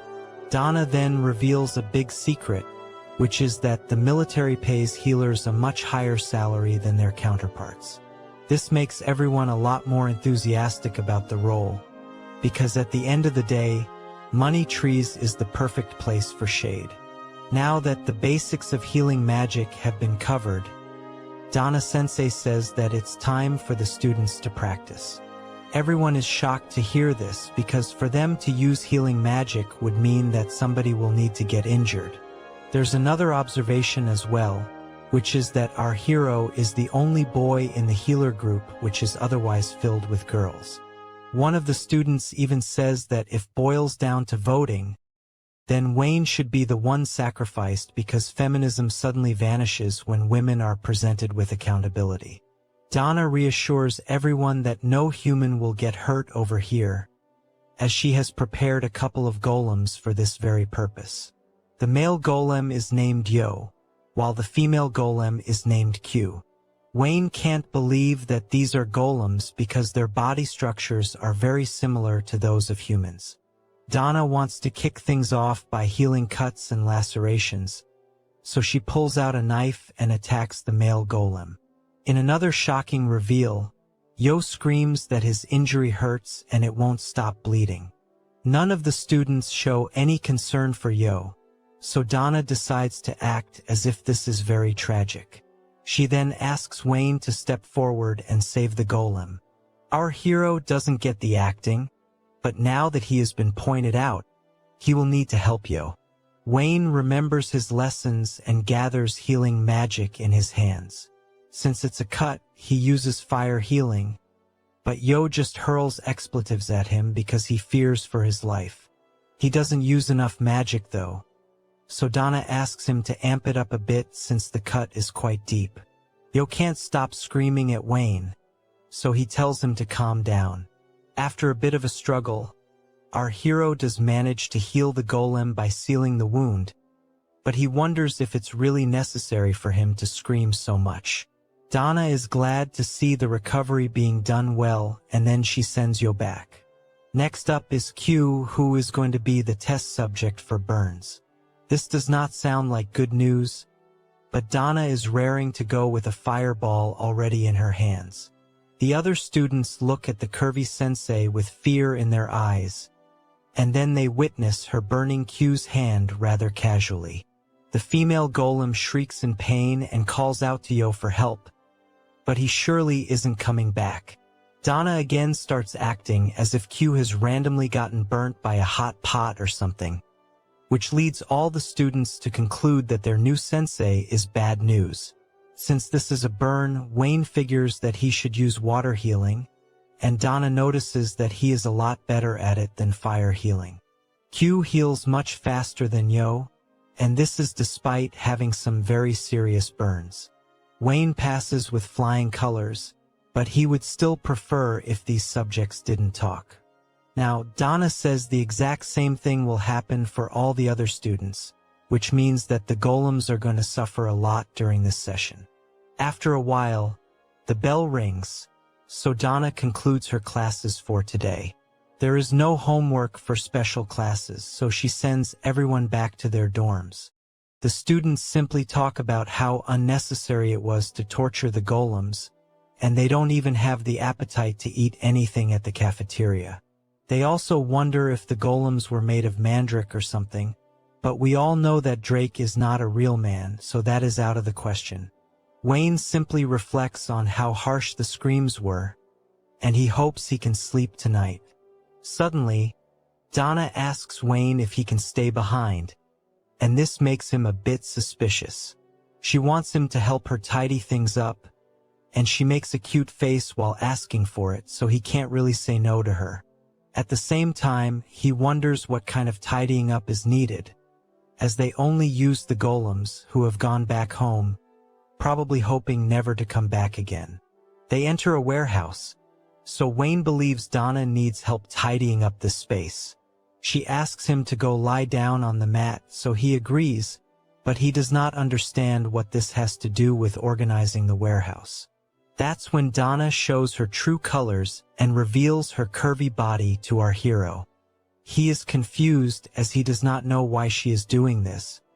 But the curvy sensei says that tidying up was all a lie. She actually wanted to continue some other kind of special lessons with Wayne, which means that she too is the female version of Drake. Wayne wants to know why this lesson does not require any garments, so Donna explains that it is a special lesson on intrusive thoughts. Wayne asks her why they are doing this when they have only just met, and he is also worried about someone catching them in the act. Donna shocks him further by stating it was actually Fina who asked her to do shady things to her stepson. Also, no one comes around at this time, so they will not get caught. Wayne can't understand why his stepmom would ask Donna to do such a thing, and then he asks the curvy sensei if she is really comfortable doing unspeakable things with a student. She reveals that she only wants to act on her intrusive thoughts with cute students, so she does not care about anything else. The curvy sensei licks her lips as if she is preying on our hero, and he fears that he has met an expert cougar.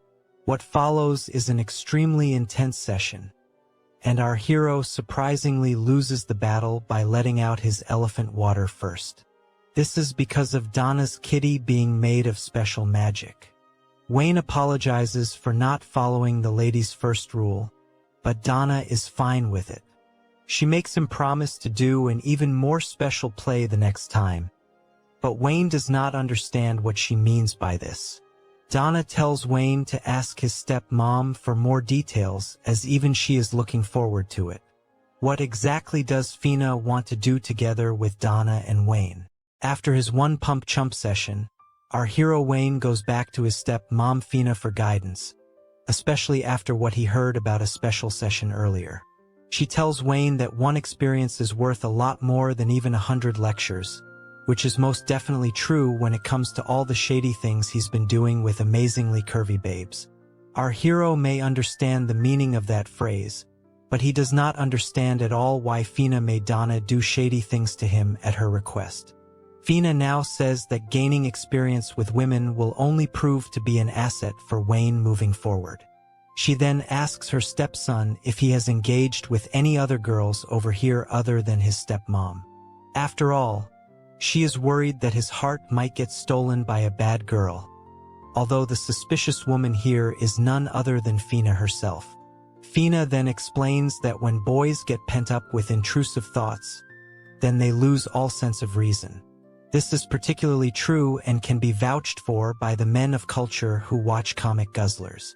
This was actually the main reason why Fina trusted Donna to violate her stepson for the purposes of relief.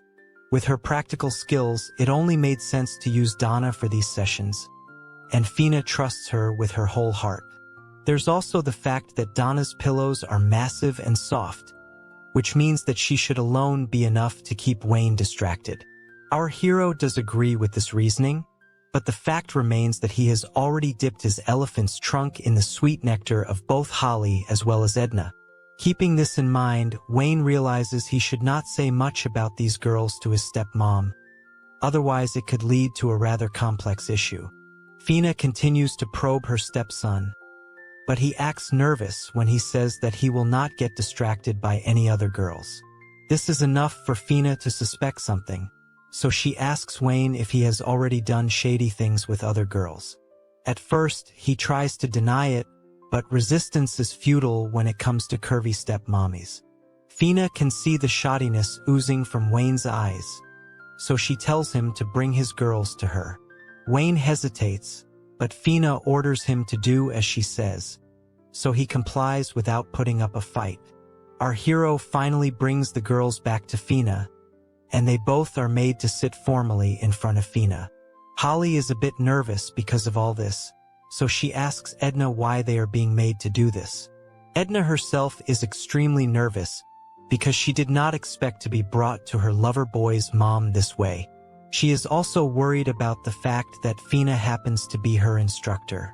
Edna feels this is to do with the fact that her flower took in Wayne's elephant before marriage, so she decides to tell Fina that she intends to marry our hero.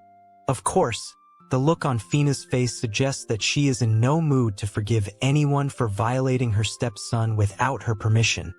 So Edna decides to be quiet. Holly is just fine not to be beaten up, but Wayne feels bad for exposing his girls to his stepmom. Donna also happens to be here, but she only seems to be enjoying the drama. After an awkward pause, Fina lets out a sigh and says that she is fine with Edna, who is more towards the gentle side with her stepson. This is good news for Edna, but Holly is not safe yet because Fina knows she has a reputation for bad behavior. Holly says that she just likes to be friendly with the lower grade students, but we all know that her actions with Wayne were a lot more than just friendly. Luckily for her, Fina also acknowledges that Holly is a total babe with decent grades. She is popular as well, although in a weird way, so Fina asks Donna for her inputs. Donna says that Holly comes from a good family background too, so there is a lot to gain if she continues to be shady with Wayne. On that note, Fina tells both Edna and Holly that they have her permission to get their freak on with her son. Edna is glad to hear this, but she wonders if her lover boy's elephant was only accessible by his stepmom's permits. Holly, on the other hand, is just glad to have gotten Fina's approval. Now, the women come to the main issue at hand, which is actually Wayne himself, or rather, how they are going to manage him. The fact of the matter remains that our hero is a boy, which means he can only get his elephant's trunk to stand up a few times a day. Donna says that the best way to go ahead would be via a rotation system, wherein the girls and babes would be taking turns each day.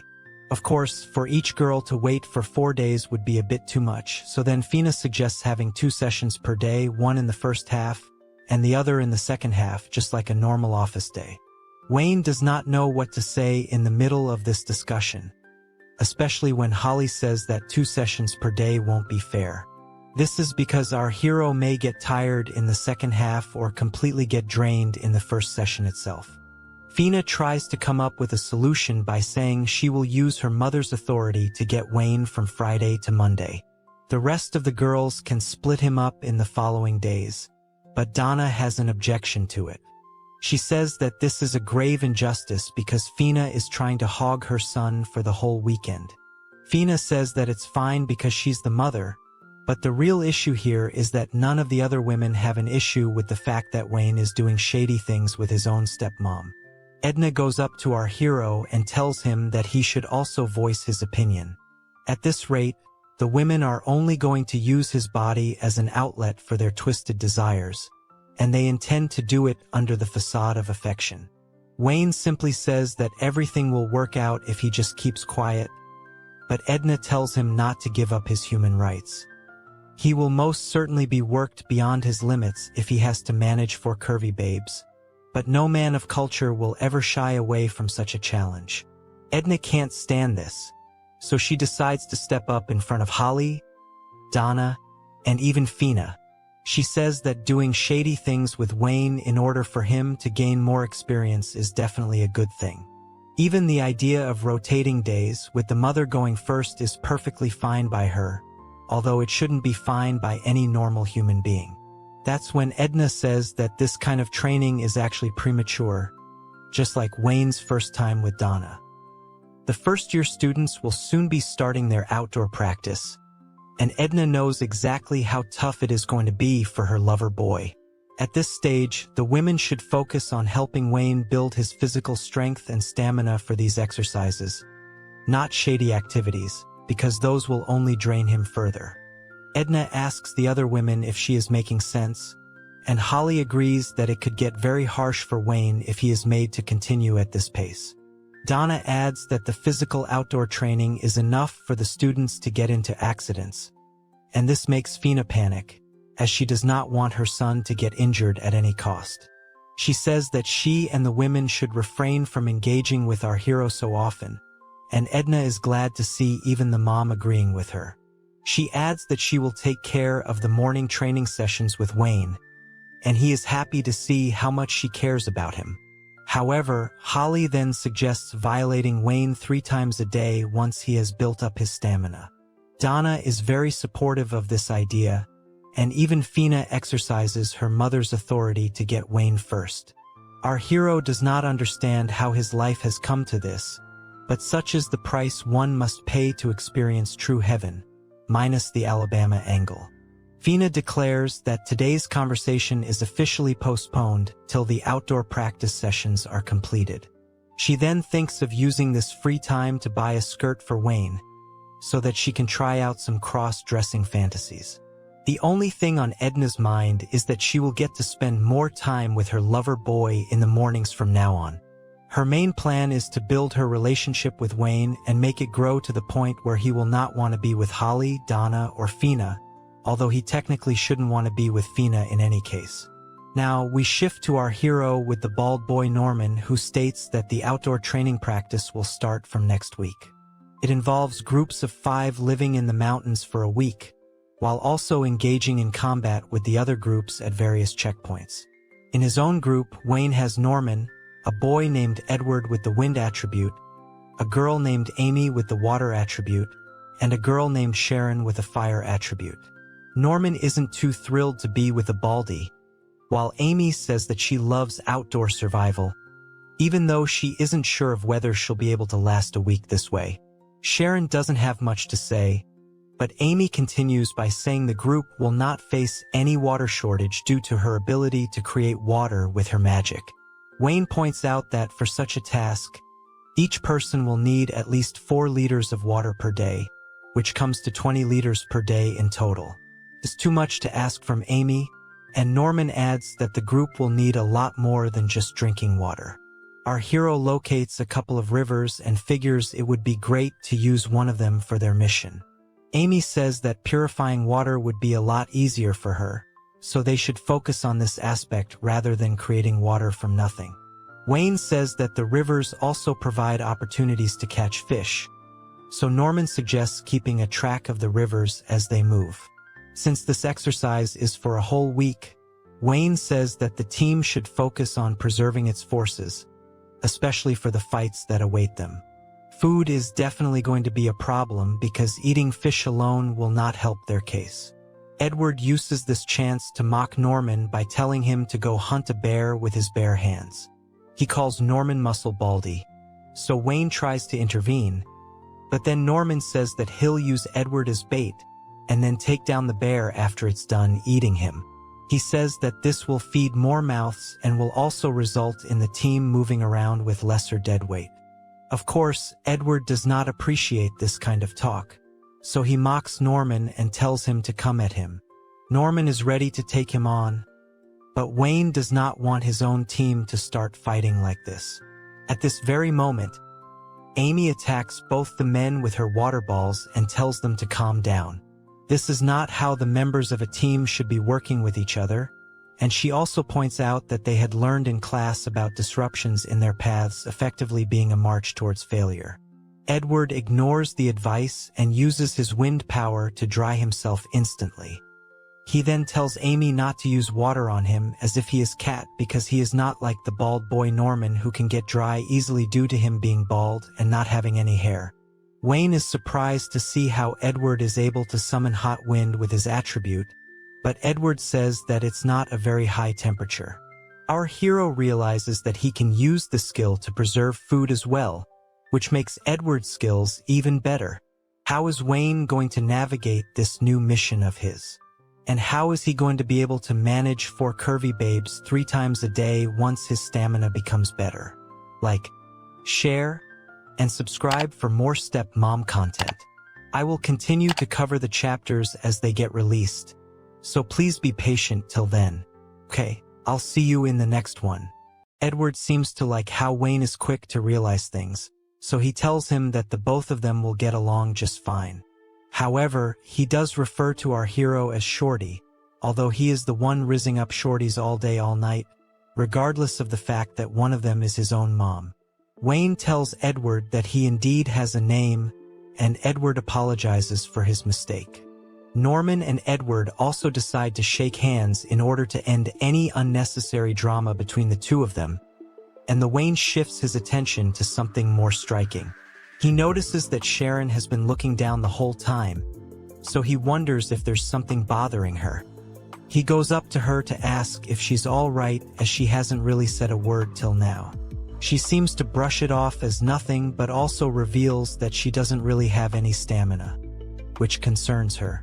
After all, she will need to keep up with the group for this mission. But Wayne does not see this as a problem. He himself is not too confident if he will be able to succeed alone, but he is sure that all of them will be able to make it as long as they work together. He tells Sharon that the marching speed will have to be adjusted as per the slowest person, which is what they learned in class. In this case, it will be Wayne and Sharon for whom these adjustments will be made.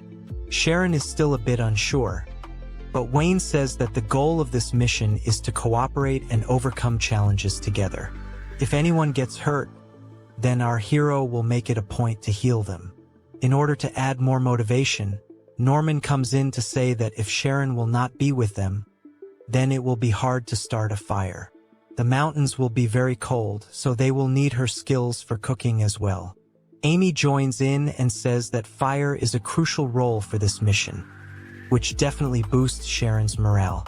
Wayne uses this chance to tell her how the team can only function if everyone works together, and even Edward decides to be a nice guy. He says that he will take care of Sharon when she's tired, and actually states his specialty to be singing. He believes that military songs will motivate everyone, so he'll use his wind powers to boost the sound. He then asks Sharon if she would like to try it now and hear his beautiful voice. However, Sharon says that won't be necessary for her. Even Norman tells Edward to just stay quiet, and Amy isn't too keen on it either.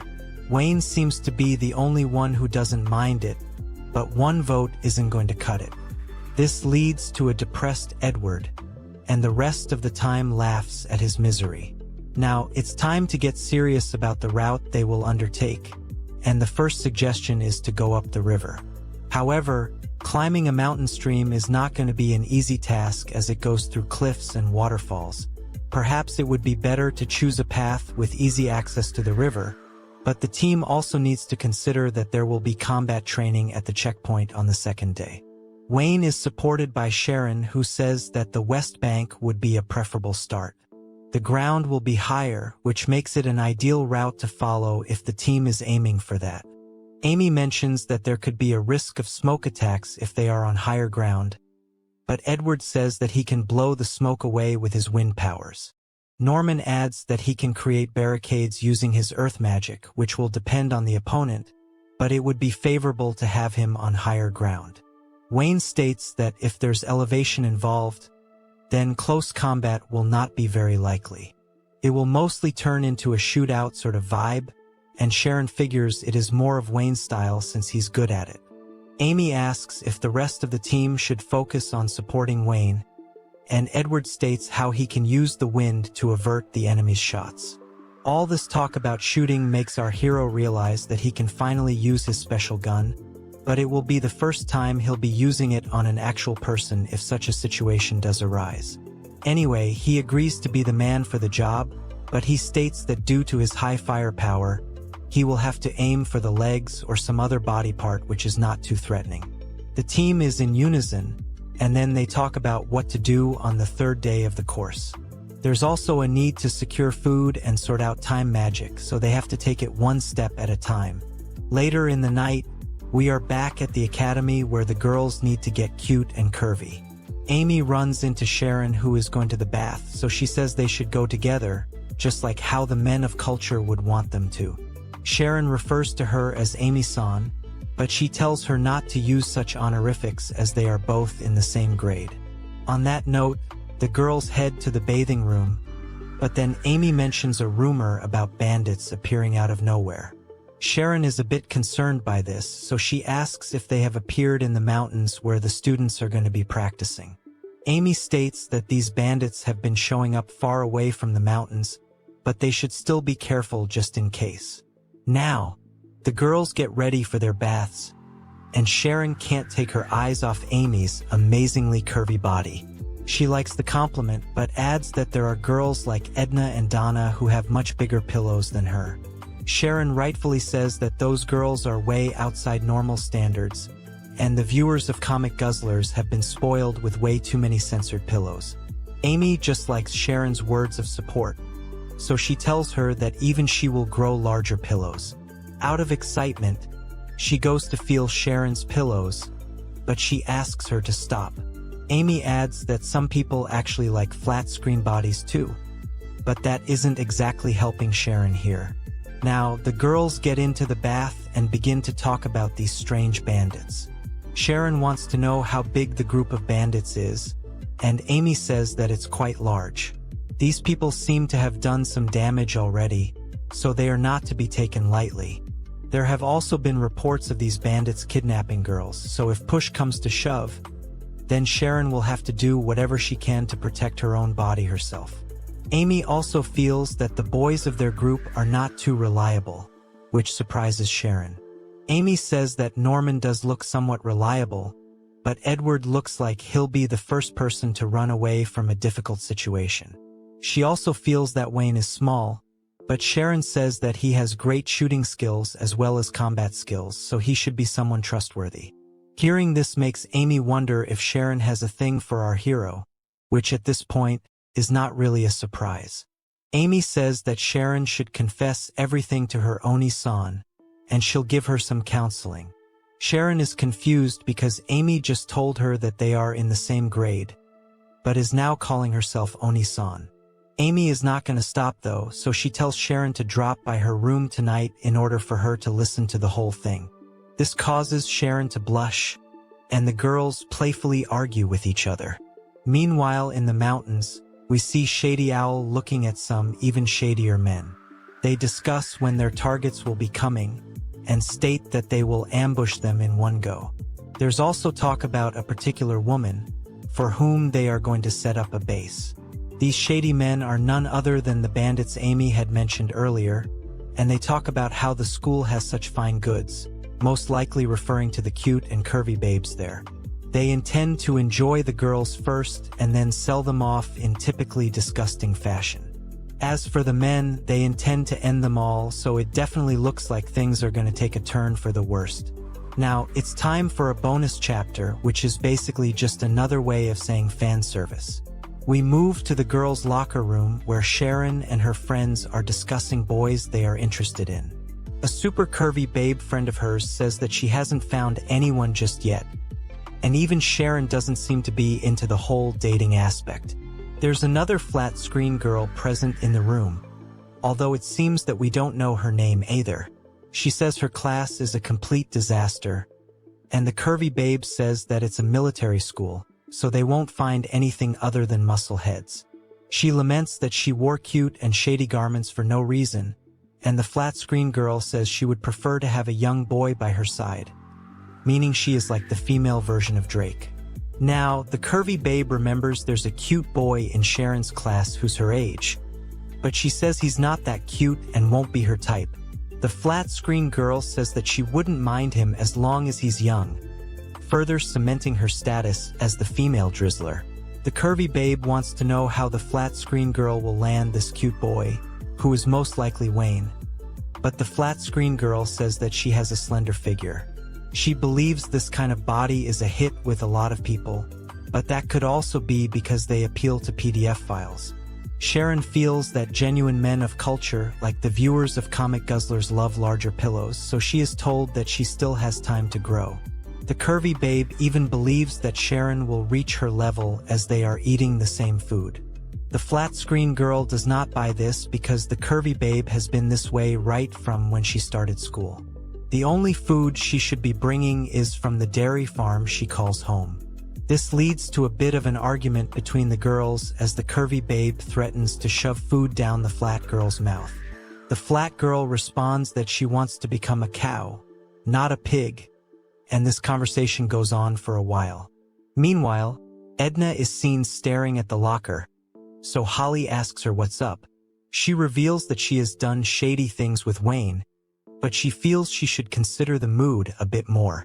Holly is shocked that Edna has already violated our hero without telling her, but Edna reminds her that she does not report to her. Holly does not like that Edna has sneaked ahead of her, so even she will need to get the jump on Wayne soon. Holly realizes something now, which is that Edna always happens to wear pants. She wonders if Edna has any skirts or dresses, to which she answers that they're hard to move in. Additionally, the frills are not to her taste, so she's fine the way she is. Holly says that it would be fine to wear a skirt every once in a while, because it could be alluring to Wayne, making him do even more unspeakable things with Edna. This does make sense to Edna because men of culture do prefer that kind of clothing on curvy babes. Holly states that it may vary per man, but it is true for the general audience. She says that she will lend some of her cute clothes to Edna for the next time, but she says that her pillows won't fit them, so she'll probably buy something on her own. Holly insists on helping Edna, even if it means lending her a simple fashion magazine as a reference. Now, we move to the mommy milk goddesses, who are discussing how they have been able to pull off their classes so well. Fina tells Donna that they should have some drinks in her room after they change, so Donna feels that she is going to keep her up all night with stories if she violates her own son. Fina knows that Donna likes to hear such shady stories, but Donna says that she wants to hear some tales from when he was little, which means we are basically in a world where all the women are Diddy. Fina says that Wayne was always cute even when he was little, but the atmosphere around him had changed halfway through. It could be because of the accident after which our hero came into his body. But then Donna exclaims over how fur Fina is despite having given birth to a child. Fina likes the compliment, and she says that a strong mother needs to train every single day. She also says that she's jealous of Donna's massive pillows, but Donna would prefer to be slim like Fina, because her pillows add a lot of weight to her, both physically and mentally. Fina says that if Donna trains her inner muscles, then she'll stay toned without getting bulky. It will also keep her pillows from sagging, so Donna is interested in the training. The Alabama mom says that it will lead to her losing her soft and curvy body, so Donna figures she might as well remain this way if it's what Wayne likes to violate. Now, we move to the boys' locker room where they are discussing female body parts. Of course, there's mention of pillows, bottoms, and thighs, but Norman isn't interested. Wayne walks in and learns that the boys are debating the most important parts of a woman's body. The boys ask him what he prefers, but he gives a safe response by saying he prefers personality. That's quite rich coming from a boy who has only been with cute and curvy babes till now, and has also gotten shady with his own mom. The boys shift from Wayne to Norman, but it only gets weirder as the baldy prefers muscles. It's finally time for the training to begin, so our hero's team checks out their supplies. They include portable rations, water bottles, compasses, shovels, smoke grenades, combat rod blankets, medical kits, and also a change of clothes. Wayne tells everyone to make sure they have everything packed, and then the team sets out on its journey. The field exercise is supposed to take place in the nearby mountains, and the team will need to traverse their paths to regular checkpoints over the next few days. As of now, they only have the bare minimum when it comes to food and water. They will mostly have to hunt and fend for their supplies as well. The team leader has been chosen as Norman because he is the oldest amongst everyone. The first checkpoint is a whole 10 kilometers away, and with the estimated speed on the mountain trail only being 1 or 2 kilometers per hour, it's safe to assume this trip will take around 7 or 8 hours for sure. This means they won't have much time to spare for setting up camp before the sun sets. Some time passes by, and Wayne asks Norman for how long they have been walking. The baldy says that it's been 3 hours and they're already halfway there as per his calculations. This is mostly because it has been a straight path till now, but there will be curves and forks up ahead, so the team should focus on getting a precise location. Edward is getting tired, so he suggests taking a short break to check their surroundings. However, both Amy and Norman tell him that this is no time to be resting. Wayne agrees that they don't have much time, but then he notices that Sharon is even further behind Edward and is lagging behind. Her stamina is totally being put to the test here, so he asks her if she is fine. Our hero offers to ask Norman for a break, but Sharon insists that she wants to continue. Of course, Wayne is starting to understand her better, because she is not the type who will ask for a break by herself. He decides to spin things around by telling Amy he is the one who wants to take a break, but he would prefer if she asks Norman for it. Amy is confused because Wayne should just say it himself, but he explains that if he does it then Sharon will feel obligated towards him. He does not want her to have that attitude right now, so Amy gets his logic. She also teases Wayne by saying he's a gentleman and he's going to get brownie points for this. Our hero says that's not the case as he already has enough kitties to fill, including his own Alabama mom. Amy proceeds to ask Norman for a break to check the terrain, but he says it's still a bit too early for them to do so. Amy then explains that it's faster and better to take moderate breaks on the mountains rather than on flat ground. Norman did not know this, so Amy says she has experience with mountain climbing, although with no sense of direction. Wayne chimes in by saying Amy has more knowledge about these things than the rest of the team, so the Baldy takes his word for it and announces a break. Both Sharon and Edward are relieved by this, with the latter complaining this is out of his comfort zone as he is a city boy. Amy reminds everyone about their snacks and water, and then we get a look at some bar which looks like chocolate but could be something else. The team is only allowed 14 pieces of this bar for the whole trip, and if they were to sit around doing nothing, they'd be able to survive a day on 2 bars. The color looks awfully unhealthy, and as Sharon eats it, she comments that it tastes like an awful mixture of sugar and rock salt. This bar is supposed to be a complete meal with all the required nutrition, but it definitely tastes awful. Wayne washes down the food with water, but he only has 20 liters with him, so he'll need to be more careful till he finds a proper source of water. Our hero is missing his mom's cooking, and we can be sure that he's also missing doing Alabama things with her. Amy offers Sharon a small bite, but she does not know what it is. Amy says it's a seranashi, which she found on the way. Wayne takes a bite and is immediately refreshed, as the fruit was chilled with water magic while also being cool and tangy. This has pretty much washed all his fatigue away, so our hero is amazed at how amazing the fruit is. He actually saw it being born in front of him, which makes him appreciate food knowledge even more for trips like this one. Amy really is a lot more reliable than she lets on. Norman suddenly calls Wayne to come look at something, so he walks towards him. The Baldy states that there should be a big tree in this resting spot as per the map, but it is nowhere to be found. That's a bit surprising to our hero because it should not be the case. After all, the map can't be wrong out of everything else. The boys wonder if they had made any mistakes during their route, but the path has been fairly straight so far, with no branches showing up. There may have been a few small ones, but the team has not strayed away from its main path at all. Edward says that if there's such a difference, then it could also mean that the other teams are playing dirty and interfering. Everyone is not climbing at the same time, so it's easy to confuse those behind you. Edward then brings up a boy who has a wood ability but not the Drake kind. If he came here first, then he would have definitely made the tree trunk disappear. Wayne asks Norman if somebody would actually do something so extreme to confuse the competition. The Baldy says that he would not rule it out, even though it's a seriously twisted thing to do.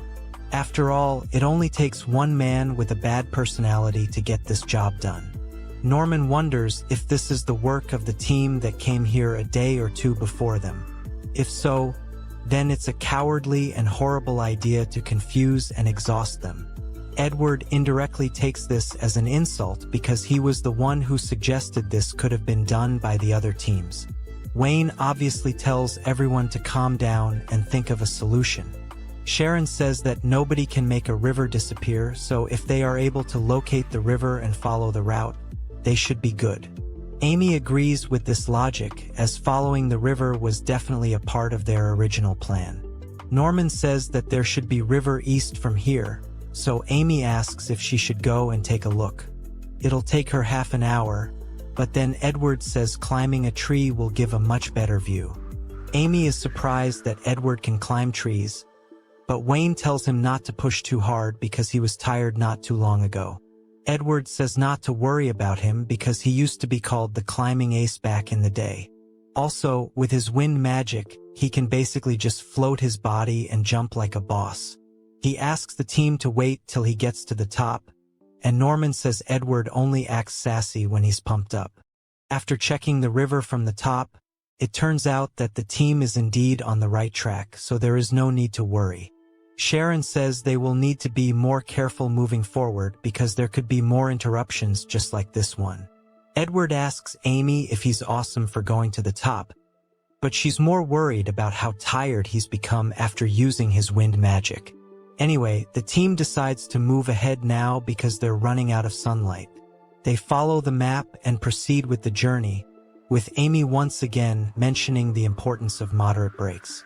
Occasionally, there was some interference from the other teams, but it's nothing too grand, so the team manages to continue.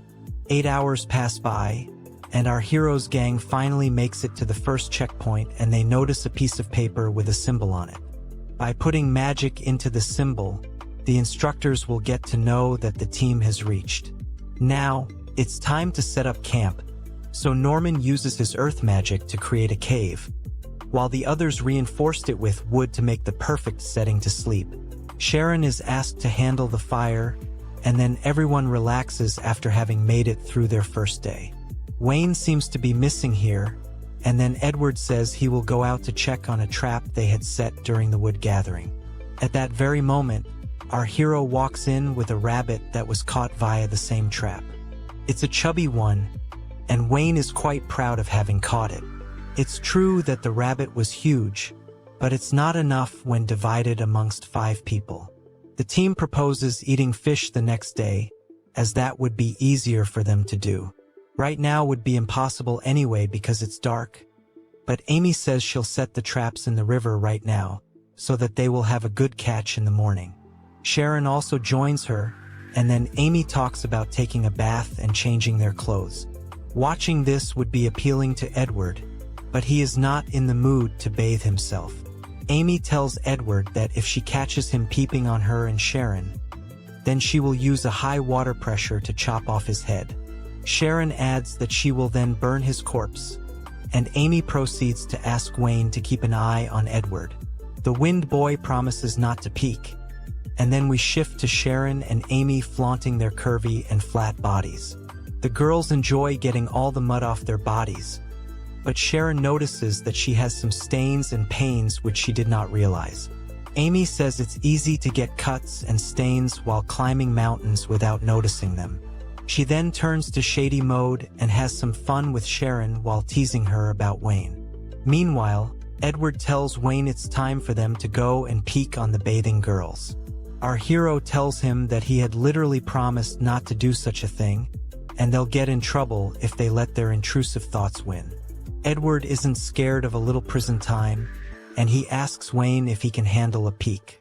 Our hero can definitely handle a lot more than a simple peek, but it is not the Chad thing to do. Norman adds that Edward will be sent to the gallows rather than prison if he chooses to do such a lowly thing. Edward still tells Wayne that they should go together, even if it means choosing heaven or hell.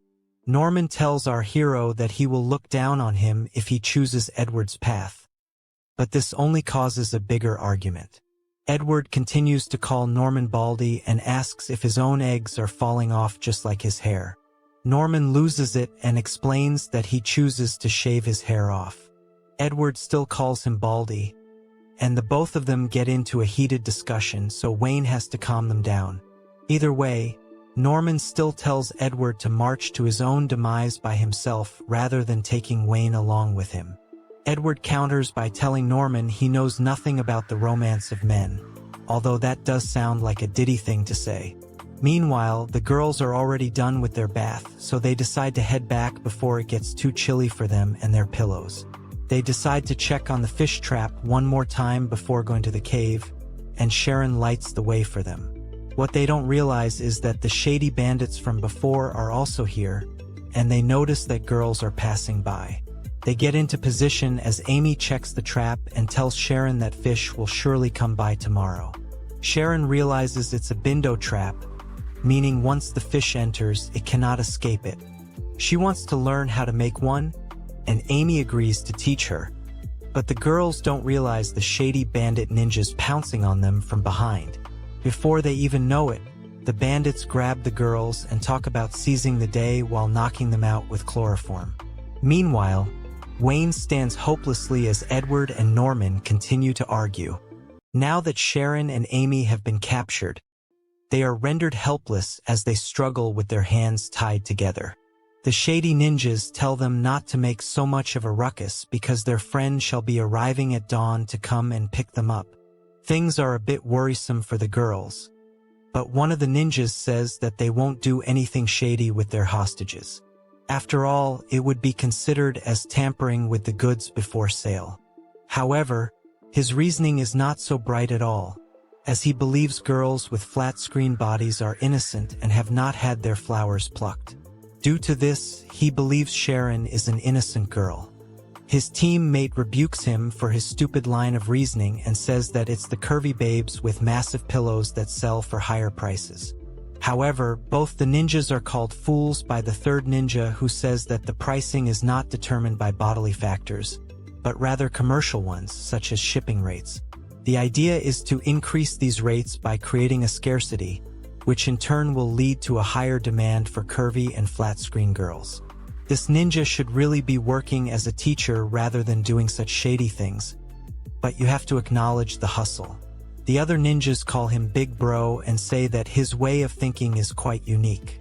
The business ninja then praises his own kidnapping skills, but the girls both lament the fact that they allowed themselves to get captured by such fools. Now, the Big Bro tells his ninjas that the other kids from the military academy might still be lurking around, so he's gonna go on patrol. He tells the others to stay on guard, but also reminds them not to lay their hands on either of the girls. One of the ninjas pulls out a smoke and is able to enjoy it even with his mask on, which is a rather commendable achievement. He chats with his buddy and then he brings up the topic of their big sis joining them as well. The buddy ninja is surprised to hear this, meaning the big sis clearly is a big name. Meanwhile, Amy asks Sharon if she is all right, to which she says she's fine. Amy then apologizes to her for mentioning the bandit ninjas and still taking her out for a bath. However, Sharon says she knew what she was doing, so it's her fault as well for being careless. More importantly, Amy wonders if she and Sharon have what it takes to overpower the ninja guards. Sharon mentions that she can burn through the ropes with her fire skill, but even if she does that, the girls do not have a magic rod to enhance their powers. That would make it tough for them to defeat their opposition. But Sharon is confident that she will at least be able to leave a nasty burn on the three guards. Amy wants to be smart about this, so she says they need to think of a proper plan to get out of this mess. They are also hoping for our hero Wayne to notice they are missing and come looking for them with Norman and Edward. As it turns out, Wayne is indeed looking for Amy and Sharon out in the woods.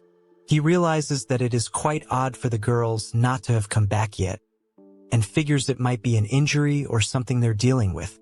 He also laments the fact that Norman and Edward are still fighting, so he could not invite them to join him in this search. Wayne wonders where the girls could have gone, especially once they had made their way to the river. Suddenly, he notices something odd, and upon closer inspection, it looks like a small flame that is still lingering. That's when Wayne remembers what Sharon said about her fire skills being like a guidepost for their comrades. Our hero needs to figure out what this flame is supposed to signify, and then he gets his big brain energy out. Maybe the flame is leading towards the mountains, but right now, Wayne is worrying that something bad must have happened to the girls. He calls out to Sharon again, and starts running in the direction he suspects the flame is leading him to. He turns out to be right as we see another small flame on the same path, but it also proves Wayne's theory that something has gone horribly bad. The chances of an emergency situation are quite high now, so our hero can't turn back to get help from Norman and Edward. He has to do this all by himself, and he eventually covers a lot of ground. After reaching a certain point, Wayne can see that the fire has died down around here somewhere. At this very moment, he hears some faint voices and believes they could belong to Sharon and Amy. He closes in on the voices and eventually finds the 3 ninjas who are standing guard outside the hideout. Wayne figures they are not from his team, but also wonders what they are doing here. At first, he believes they could be from another team, but then he notices a woman approaching the ninjas. This could be the big sis they were referring to earlier, but as far as Wayne is concerned, he needs to learn more about these folks. They are speaking quite loudly, but the problem for Wayne is that he is unable to understand a single word that they are saying. He thinks he should use the magical sound amplification spell in order to understand what's being spoke about. Our hero goes ahead and learns that the big sis has identified the 2 girls but states that they still need more. The ninjas tell her that the other targets are already way ahead and suggest going back to the river one more time to check for fresh victims. Wayne is hearing all of this from an outsider's perspective, so he has to add 2 and 2 together to realize they are talking about getting 2 people from the river. The ninjas continue talking and say that they need to snatch more girls before any of the teachers notice they're missing. They want to ideally finish this whole thing before daybreak. And this is enough for Wayne to realize the ninjas are talking about kidnapping more victims. He has now come to the conclusion that both Sharon and Amy were kidnapped, especially after following the embers of Sharon's flames. It's time for the ninjas to go back, and then they start to figure their next plan of action. Wayne continues to observe from his top view and figures he needs to nab the kidnappers while also rescuing the girls. He laments that there's no place to descend, and if he takes a detour, then he might lose sight of his targets. The only option left for our hero is to use his sniping skills from here, but then he realizes that there's no way for him to hit a target from all the way up where he is. There's also the wind which is getting in his way, so even he does land a target, his bullet will just get swayed away. Wayne needs to think of something, but then he hears a voice telling him not to stress so much and just shoot without hesitating. Wayne seems to recognize this voice, but he still finds it impossible due to the wind. The voice tells him that even from this distance, he believes he will be able to hit his target, so he should just shoot with unwavering faith. Now, we see that the voice in Wayne's head is actually coming from the god he used to play games with. This is also the same god who has given him this shady life filled with curvy babes and mommy milk. So our hero should definitely take his word for it and shoot his targets. The voice in Wayne's head gets stronger and stronger, even though he still feels he won't be able to hit the intended spot. The gamer god tells our hero that the gun he had given him was not just for show, and its behavior is actually just like how it would be in a game. All Wayne needs to do is believe in his skills, and he will hit his target just as intended. The god tells our hero that the one who believes is the one who will always hit his targets and emerge as the winner, so Wayne gets himself into position. He starts to chant all the various strategies that can be used in such a situation to land a desired hit, and this makes the god pleased that his gamer buddy has finally stepped up to the task. Wayne believes in scoring a direct hit as he takes aim at one of the ninjas, and all of a sudden, his target looks unbelievably close to him. Of course, this is his first time shooting at a person, so it's no small deal, and Wayne obviously does not want to take a person's life, so he aims away from the vital spots. Now, our hero activates Semi-America mode and shoots one of the ninjas in the leg. The target happens to be the economics genius Big Bro Ninja, who falls to the ground after getting struck. The other ninjas panic upon seeing what has just happened to him, but more importantly, Wayne was able to get a clean hit. The enemy panics because they don't know where the shot came from, so they resort to calling out their opposition and daring him to show his face. Of course, Wayne is not going to fall for such silly tricks, so he lands another shot at the second ninja in another safe spot. The final ninja goes to his buddy and asks him to pull himself together. He calls out to Wayne once more, because he's upset that his buddy has been shot. Our hero knows that he only has 2 more targets to go, and he can actually get both of their shoulders in one shot. Now is the time to finish the job, but as our hero fires his shot, the big sis shows up all of a sudden from nowhere, and she is able to slice the bullet in half before it reaches the ninjas. As expected, this amazes our hero, and the big sis realizes that the enemy is shooting at her men from the top. The ninjas are relieved to see her, and she says that she will take care of Wayne while also securing the two girls. The surviving ninjas can't do much, so they decide to run away for now. Wayne is still trying to understand how the big sis was able to slice his bullet with her sword. He convinces himself that it must have been a fluke, and had to have been a case of pure chance. He fires at the big sis again, but she is able to block it because our hero's aim is spot on, which makes it easy for her to predict where the bullets will land. Now, the big sis activates ninja mode and starts to make her way up the cliff, which also shocks Wayne. She makes her way to our hero and presents herself in all her glory. Big sis is also a cute and curvy babe, but Wayne will probably have to deal with her right now in ways that don't involve the bedroom. He is still trying to digest the fact that Big Sis was able to climb the cliff with nothing but her hands and feet. Big Sis, on the other hand, finds our hero attractive but also wonders what he's doing here with such an odd weapon. It looks like something out of a forgotten toy box, so she prepares to attack. Wayne draws his gun, but Big Sis is too fast for him, and she ends up slicing his arm before he can even land a shot. Our hero is in awe because he could not even see the sword coming at him. It makes him realize that Big Sis could have something to do with time magic as well. He recalls what his mommy Fina told him about a skill known as Isekai'd jutsu, which is not a magical spell, but rather depends on advanced skills. In short, this is bad news for our hero, and then Big Sis tells him he won't be able to use his toys anymore with the condition his arm is in. She also says a young boy such as Wayne should not be using his tools to hurt others, but adds that she will be kidnapping him as well as Sharon and Amy. This is enough confirmation for Wayne to know that he has to defeat Big Sis if he is to rescue his teammates.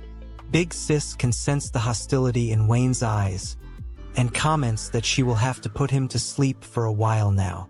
Wayne can only shoot with his left arm for now, but even so, he is not sure if he will be able to keep up with his enemy's speed. He wonders if shooting is the only way to get out of this, and he also becomes very anxious because he does not want to rely on taking someone's life in order to survive. It's time for him to make a stand, so he gets locked and loaded to take on Big Sis, who also shows signs of concern now that Wayne has activated Chad mode. Our hero knows that it will be impossible to dodge the skills of Isekai'd jutsu, so he will need to time this perfectly if he is to get out of the encounter alive. Big Sis prepares herself with her sword and is ready to pull out her ultimate finisher move known as the Koi Gucci cut. Wayne sneakily pulls out something from his pocket and decides to utilize it the way his mommy had asked him to. He throws the item right at Big Sis, who wonders how Wayne was able to get so fast all of a sudden. She feels that her opponent has some kind of hidden magic, but more importantly, she needs to understand what he has just thrown at her. She slashes the item with her sword and notices that there are sprinkles of some substance inside it. This substance seems to have some kind of metallic smell, just like gunpowder, and that's when Wayne reveals it's supposed to be a neat little bomb he has used in his games. He shoots at the substances and unleashes a sting grenade, which gives him the upper hand over Big Sis. She gets blinded by the lights, but we don't know if she can sleep until she feels his touch. Big Sis realizes that even if she is unable to see, she can still sense the presence of her opponent, so she should just calm down for now.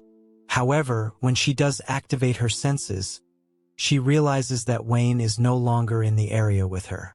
That's when we shift to our hero, who has managed to escape the scene, although he does seem to have some very serious injuries. He figures it would be best to retreat for now, because he will have to inform Norman and Edward about what he has just encountered. After all, our hero is not at the level where he can handle an entire gang of bandits just yet. He will not be able to rescue Sharon and Amy right now either, so he apologizes to them in his head and hopes for them to just wait a little longer. Now, we move back to Norman and Edward, who are done with their fighting, but Gabe only just realized that Wayne has gone out. Edward hopes he did not go snooping around outside because it's not safe. However, Norman points out that something is up because even Sharon and Amy have not returned from their bath. This means they will have to go out looking for them, as Edward believes they may have lost their way outside. Norman agrees, but also says that they should light a bonfire at the entrance of the cave so that they can have some kind of landmark to reference. The boys step out of their base camp and decide to start looking at the river area. And at this very moment, they notice the massive sting grenade blast that Wayne had unleashed. Edward doesn't understand how there is so much light at one particular section, and Norman realizes that this is no normal kind of light. Suddenly, the light changes to smoke, which makes both the boys realize that it is of the same color as their team. They have no idea whether this is Wayne or someone else, but they do know they need to hurry because this looks like an emergency case. At the same time this is happening, we shift to Sharon and Amy, both of whom are trying to make sense of the commotion going on outside. Amy decides to use her collection magic to listen in, and she then overhears the ninjas meeting their big bro. He reveals he has been shot in the legs and can't move, which obviously angers the men. The surviving ninjas do not know who the culprit is, but they do know that Big Sis is fighting him, so they are sure she would have taken care of him. The ninjas can't be sure of that, but more importantly, they need to take care of Big Bro's injury. Healing magic would be the obvious way forward, but they don't have anyone from the main unit here, which means there are no healers.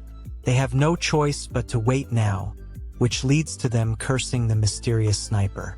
Sharon and Amy both realize that if it's a sniper who attacked these ninjas, then it has to be Wayne. However, with all the talk about Big Sis fighting Wayne, the girls have be alert as they could get dragged into something messed up. Anyway, if Wayne is putting in his best efforts, then so should the girls, and this leads Sharon to burn the ropes binding her and Amy. They have to quickly make it out of here if they want to meet Wayne again, but the problem is the ninja gang outside. Even if they manage to defeat the 3 injured ninjas, they still have the others to deal with, but Sharon seems to have a plan for this. She takes out some kind of metallic object which she is going to use to take down the enemies. The other ninjas try to make a smoke signal big enough to alert the main squad, but they are not able to make the fire any stronger than it already is. Suddenly, they hear someone from behind asking if they need a hand, but this spells trouble for the ninjas because it's none other than Sharon herself. The ninjas can't believe she was able to get out of her ropes, but then she reveals to them that she has the power of fire, so heating things up is no issue for her at all. She takes out the metal compact and says that it can get as hot as a blazing red flame, and if it comes in contact with water afterwards, it will form a massive explosion. Sharon heats up the item for a while and then presents it to the ninjas, after which a water attack hits it and causes the giant explosion. The destruction is quite devastating, but Sharon is more impressed by how accurate Amy's shot was. Amy, on the other hand, is surprised that she succeeded, because it's time to rev it up, so Amy and Sharon get going immediately, and then we move to Norman and Edward, who are still out looking for Wayne. The smoke has cleared, but there is still no clarity on what to do from the boys as they don't see anyone around. Suddenly, someone can be seen moving behind the bushes, so Norman and Edward think it might be Wayne. However, it turns out to be Big Sis who pops her head from the bushes. Both the boys are shocked to see her, so they wonder who she is. Big Sis surprisingly acts sweet and innocent by saying she had gotten herself into a mess a little while ago. But it's fine now because she is no longer blinded by the lights like the weekend. Norman is not going to be fooled so easily as he feels that Big Sis is actually a Big Sus. Edward, however, is a man of culture, so he says he will deal with the pretty villain. He asks Big Sis if she knows anyone by the name of Wayne, and he states that he is their friend. Big Sis is a bit more interested now, so she asks what kind of boy Wayne is. Norman goes on to explain that our hero is not too tall, but is the right height to hug if you are a curvy babe. He also says that Wayne may be small, but he does have a masculine side to him. Of course, Norman is still not aware of how masculine our hero really is, because only the viewers of Comic Guzzlers are aware of his mommy conquests, along with the other girls too. The mentioning of silver hair makes Big Sis realize that Wayne was indeed the boy she had fought against just now, so she plans her next steps very carefully. She asks the boys if they happen to be from the military school, to which they say yes. This is all it takes for Big Sis to break into preaching mode, as she says that she is going to protect everyone, including Wayne. She then tells Edward and Norman that they are being brainwashed, but this only confuses them further. Things continue to get confusing for everyone involved, and we now move to the staff room of the military academy in real time. The teachers discuss how things are turning out to be a lot worse than they had imagined, because multiple distress flares have been spotted. Donna hears about this, so she wonders if there has been a landslide or something. She asks Fina if they should go, to which the shady mommy says they most definitely should. After all, this is supposed to be their responsibility, so she asks for the details of the distress signal. The information is presented to both the curvy sensei babes, and they learn that 3 locations have simultaneously seen smoke arising from the canisters. Fina wonders if this is a natural disaster, but then she notices another location where the smoke seems to have vanished. They notice that the color of the smoke here was silver, meaning it was Wayne's team. This is concerning to Donna because our hero is her lover boy, but Fina immediately springs into action because she has to be a good mommy. She leaves Donna in charge of the staff house and charges out towards Wayne's location. Donna comments that it's only natural for her to go out and look for her son, but now that she has to take care of the other 3 spots, it's going to be difficult to do it solo. She will need some capable students by her side. And that's when she remembers that Edna and Holly are here as well. Donna catches the curvy babes in the middle of their changing to inform them it's time to roll like Optimus Prime. The girls discuss what is going on, and the thought of Wayne being in distress clearly makes them anxious. They want to hurry as soon as they can, but Donna tells the girls they will need to get dressed first if they are to step out in public. Edna and Holly want to know the location, but Donna states that there are 3 possible sites. Since there are 3 girls now, it makes sense to search every nook and cranny of these areas to find clues. Now, we move back to our hero who is still panting away and has not yet recovered from his injuries. He has reached the base camp, but to his dismay, Norman and Edward are not there. There was also a loud boom he had heard not too long ago, but that came from the explosion created by Sharon and Amy. Wayne has a feeling that things have gone from bad to worse, but he can't just stay still, so he decides to head in the direction of the explosion. He reaches the spot and is shocked to find the ninja bandits from earlier passed out on the ground. Wayne wonders who could have caused this mess, but then he finds Sharon's compact, which answers his question. Wayne believes that maybe Norman and Edward also came here to save the girls, but he can't be too sure. Our hero realizes it would be better to head back to the base camp, but he does not realize that the ninjas are waking up behind him. Wayne hopes for everyone to be all right, but at this point, he is the one who's most in danger. How will our hero get out of this messy situation? Will Fina get to him before the ninjas? And will he be able to make Big Sis suck on his Big D? Like, share, and subscribe for more mommy milk content. As of now, this series does not have many more translated chapters, so I will continue to cover what is there for you guys to watch in a long video. If there's more, then I will cover those as well. Okay, then I'll see you in the next one. Now we shift to Fina, who is already in the forest, conducting her investigations. She locates Wayne's smoke bomb, and then starts analyzing all the items she can find. After using her big brain energy, the curvy mommy can deduce that a few battles happened here for sure, and her son was a part of them. After all, there's the smell of blood in the air, and on top of that, there are different sets of footprints here. Fina is able to deduce more information because if Wayne has used his smoke bomb, it means he is the one whose blood she can smell. The footprints suggest that our hero managed to escape, but he is most definitely injured. This makes Fina uneasy, and her legs start moving on their own because her motherly instinct takes over. She may be of extremely questionable Alabama-level character, but she does care for Wayne. Fina then explains to us in great detail how motherly instinct defies all kinds of logic and has its own sensory appeal. This is why she must do her best to protect her child. Soon enough, Fina can sense Wayne's presence with this instinct and heads in that direction. She can't rely on anyone else right now, so she must reach her son and save him fast.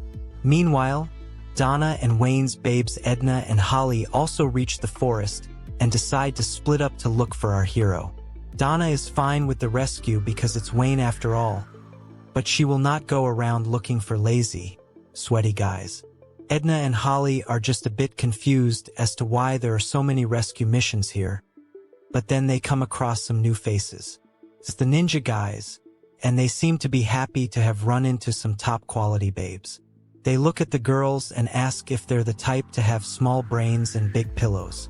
Of course, this is not what the girls want to waste their time on, but then the ninja guys look at Donna and say that she will fetch a good price due to her size. However, one of them says that just being big doesn't mean anything, as Dinah's assets are saggy. This would normally make any woman angry, but Donna simply insults the ninjas by saying they're the typical brainless bandits who want to engage in flesh trade. The ninjas tell the girls they should behave if they don't want to be injured. Plus, they don't want to damage the goods, although they have no idea who they're fighting against. The first target is Edna, but she is unperturbed as she takes down her attacker without any difficulties. The other ninjas realize that these girls are from the military academy, so they should not be messed with. Edna is assumed to be the toughest of the lot, but Donna comments that she makes a lot of pointless moves. She says that beating humans is a lot like healing them, and then the ninjas try to dive into their target pillows. However, Donna and Edna talk about weak spots and attacking with healing magic. The curvy sensei unleashes one attack and takes down both her attackers with ease. Donna goes on to explain how Edna can be effective with such techniques, and she appreciates the lesson. A surviving ninja is shocked to see his homies taken down in less than an Usain Bolt race, so he and his remaining bro decide to attack Holly because she looks like the weakest of the girls. However, she is not impressed by being so underestimated, so she throws a bottle at the ninjas and then turns them into shards with lightning. The bottle had a mix of chili peppers and pepper water to keep shady men away, and then Edna tries to get the ninjas who run away from the scene. She manages to get one of them, but he's fainted, so Holly suggests waking him up with a jolt of her lightning. Suddenly, the girls hear another voice, and it sounds like a woman. The girls take guard, but on closer inspection, they meet Norman and the others, who have run into them after searching for Wayne. The boys are able to recognize Donna, although for Edward to use her pillows as a reference is not the best way to talk to your sensei. Donna is surprised not to see Wayne here, because he was supposed to be with this squad. However, Edna has no time to waste, so she explains that they are here because they received a distress signal. She wants to know what happened here, and is in no mood to waste any time. Sharon and Amy are a bit hesitant, but they decide they might as well give their side of the story. Once the rescue squad gets the context, they realize that things are getting messy here. Donna cancels the outdoor exercise because the focus should be safety. She tells Norman and the kids to head back to the school as soon as they can, and they should also inform the other instructors about what has happened here. Norman agrees with this logic, but he wants to stay back and search for his bro Wayne. Edward does not make sense of the situation, so he says he too will assist with the search. Norman and his bald head say that they cannot search for Wayne with a flashy guy like Edward, who will just be a burden. Of course, Edward does not take too kindly to these words, and it leads to yet another argument between these two, who at this point should just get married.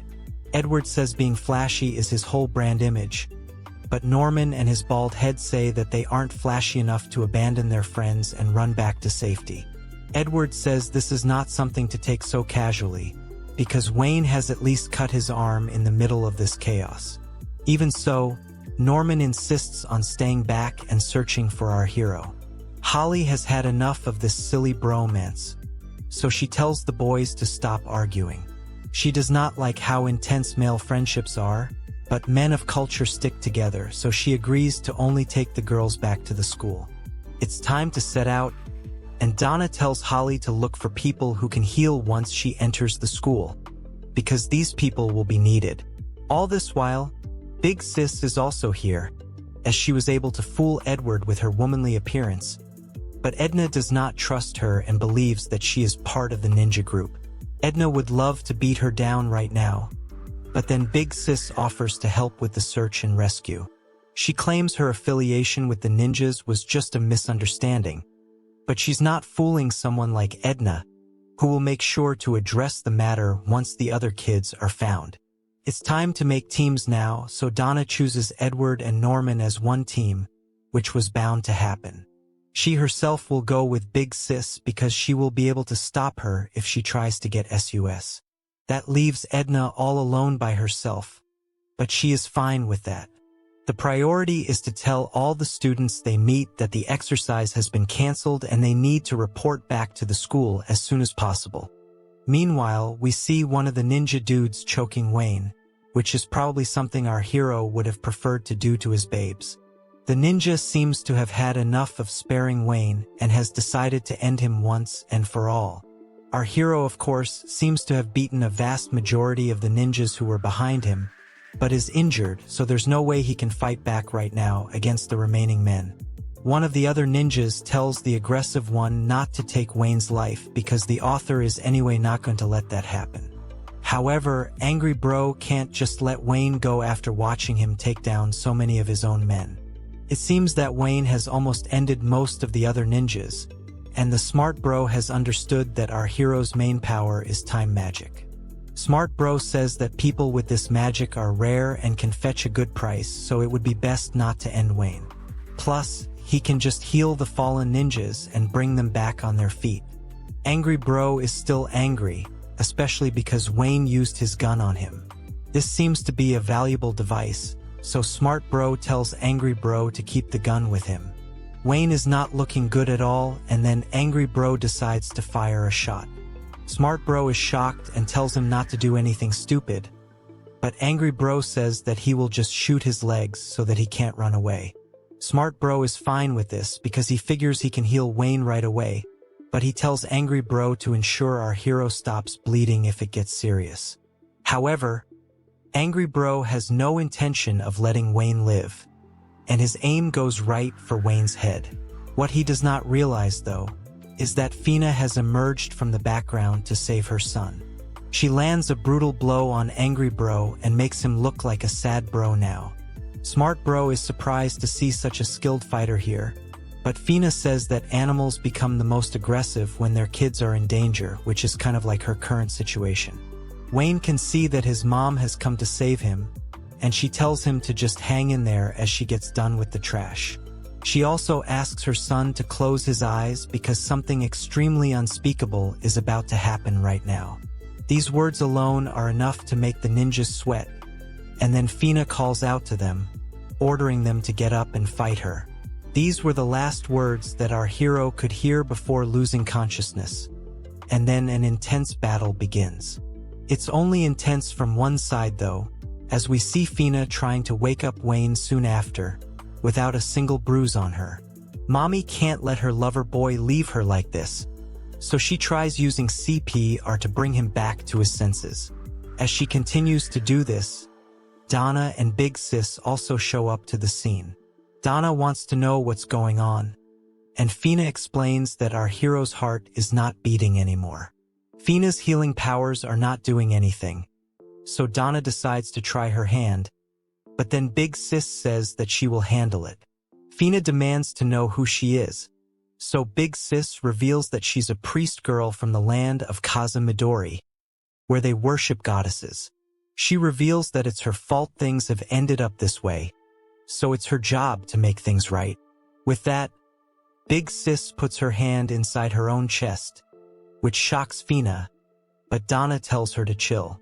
Big Sis says that she is putting her own life on the line to protect Wayne, and then she unleashes a surge of energy which is known as the spark of life.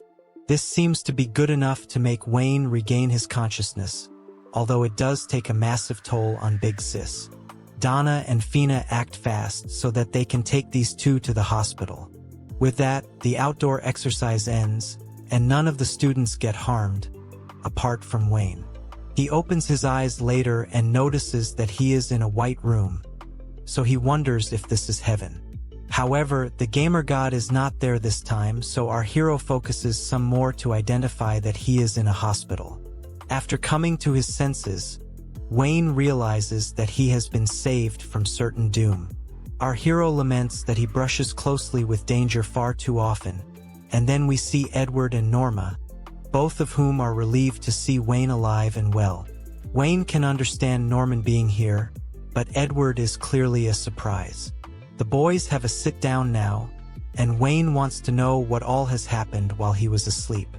From what is told, we understand that the academy professors took down all the ninjas and handed them over to the police. The ninjas were eventually released, but now, shady routes such as these will be investigated properly to get to the root of the problem. Norman reveals that some of the other students received minor injuries, but no one was as badly hurt as Wayne. Anyway, now that he's up, it's time to let everyone know that our hero is back in action. On that note, Norman and Edward leave, promising to come tomorrow with books that cater to men of culture. Our hero is energetic as he was only concerned about losing consciousness, but that is no longer an issue. After Norman and Edward leave, they discuss having left out something important regarding Fina, but they figure they shouldn't say this to Wayne right now. Our hero gets up and takes a look in the mirror, as he realizes that he is actually in good shape so he can get discharged soon. Suddenly, someone enters his room, and he notices that it's Big Sis. Naturally, our hero panics and calls her a bandit, but she tells him to calm down because she was merely deceived by the ninjas into helping them out. She did save his life, so we can give her the benefit of the doubt. We now learn that Big Sis actually has a name, which is Aisha. She does happen to be a priest girl, and she had set out on a journey to search for the chosen one, guided by the divine oracle.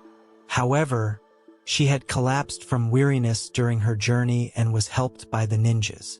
In exchange for food and lodging, she had decided to help them out, even though that's still a little sus. Aisha was apparently told by the ninjas that they were saving kids from corrupt organizations, so she chose to help them, but this was clearly a lie. Anyway, Aisha believed that the military academy was brainwashing kids into becoming mindless soldiers, which was why she chose to be so involved there. Aisha had believed that the chosen one was in the military, which prompted her to be even more involved in what was going on there. Anyway, now she has seen the light, and ended up losing all her shrine powers when she saved Wayne's life with them. Due to this, she is no longer a shrine maiden, and has to become a beautiful older sister to Wayne. This is really sus behavior, so Wayne asks Aisha what her next plan of action is. She says that she has already decided her path now, and calls our hero babe. Aisha then bows down and says that she is going to become our hero's bride, as he is the one for her. This comes as a shocker to Wayne, but his powers of Riz must be studied. Aisha says that she gave up everything for Wayne, so he should take responsibility for it, but this is a bit too extreme. Our hero says that it was Aisha's fault that he wasn't at full power against the ninja gang, so she's trying to look sweet and innocent. Aisha says that she does not have the powers of a shrine maiden anymore, so she will not be taken back into her shrine. She asks our hero if he is going to abandon her like this, but he says that she still has amazing physical strength and sword skills that are much higher than his current level. Aisha does not want to have a logical chat, which is no surprise, but then she feels that Wayne is not allowing her to be his bride because he is feeling anxious. She feels that our hero is doubting her abilities as a woman, and even though shady activities are banned in her culture, she's technically in a foreign country now, so it doesn't count. Wayne's Riz is off the charts, as Aisha shows off her pillows to him, and they are indeed quite nice. Our hero tries to stop Aisha, but it is only a futile effort as she wants him to embed this experience into his heart. Just as Wayne is about to give in to his intrusive thoughts, he notices that Sharon has entered the room. She is shocked to see what's going on, so Wayne tells her this is not what it looks like. That's basically every cheating husband to have ever existed. So Sharon runs away feeling sad. Edna and Donna are on their way to see their lover boy too, and they notice Sharon running away. This makes the girls curious, so they go to Wayne's room and find him there with Aisha in a compromised position. Our hero tries to explain himself, but at this point, why even bother? Aisha herself laments that there are way too many obstacles here in the hospital, and then Edna scolds her for not taking Fina's permission before getting with Wayne. Aisha says that she has indeed gotten this permission from Mommy, and Donna confirms this too. Basically, Fina had asked Aisha to take care of Wayne while she was gone, but this could have meant simply taking care of his health and not his elephant.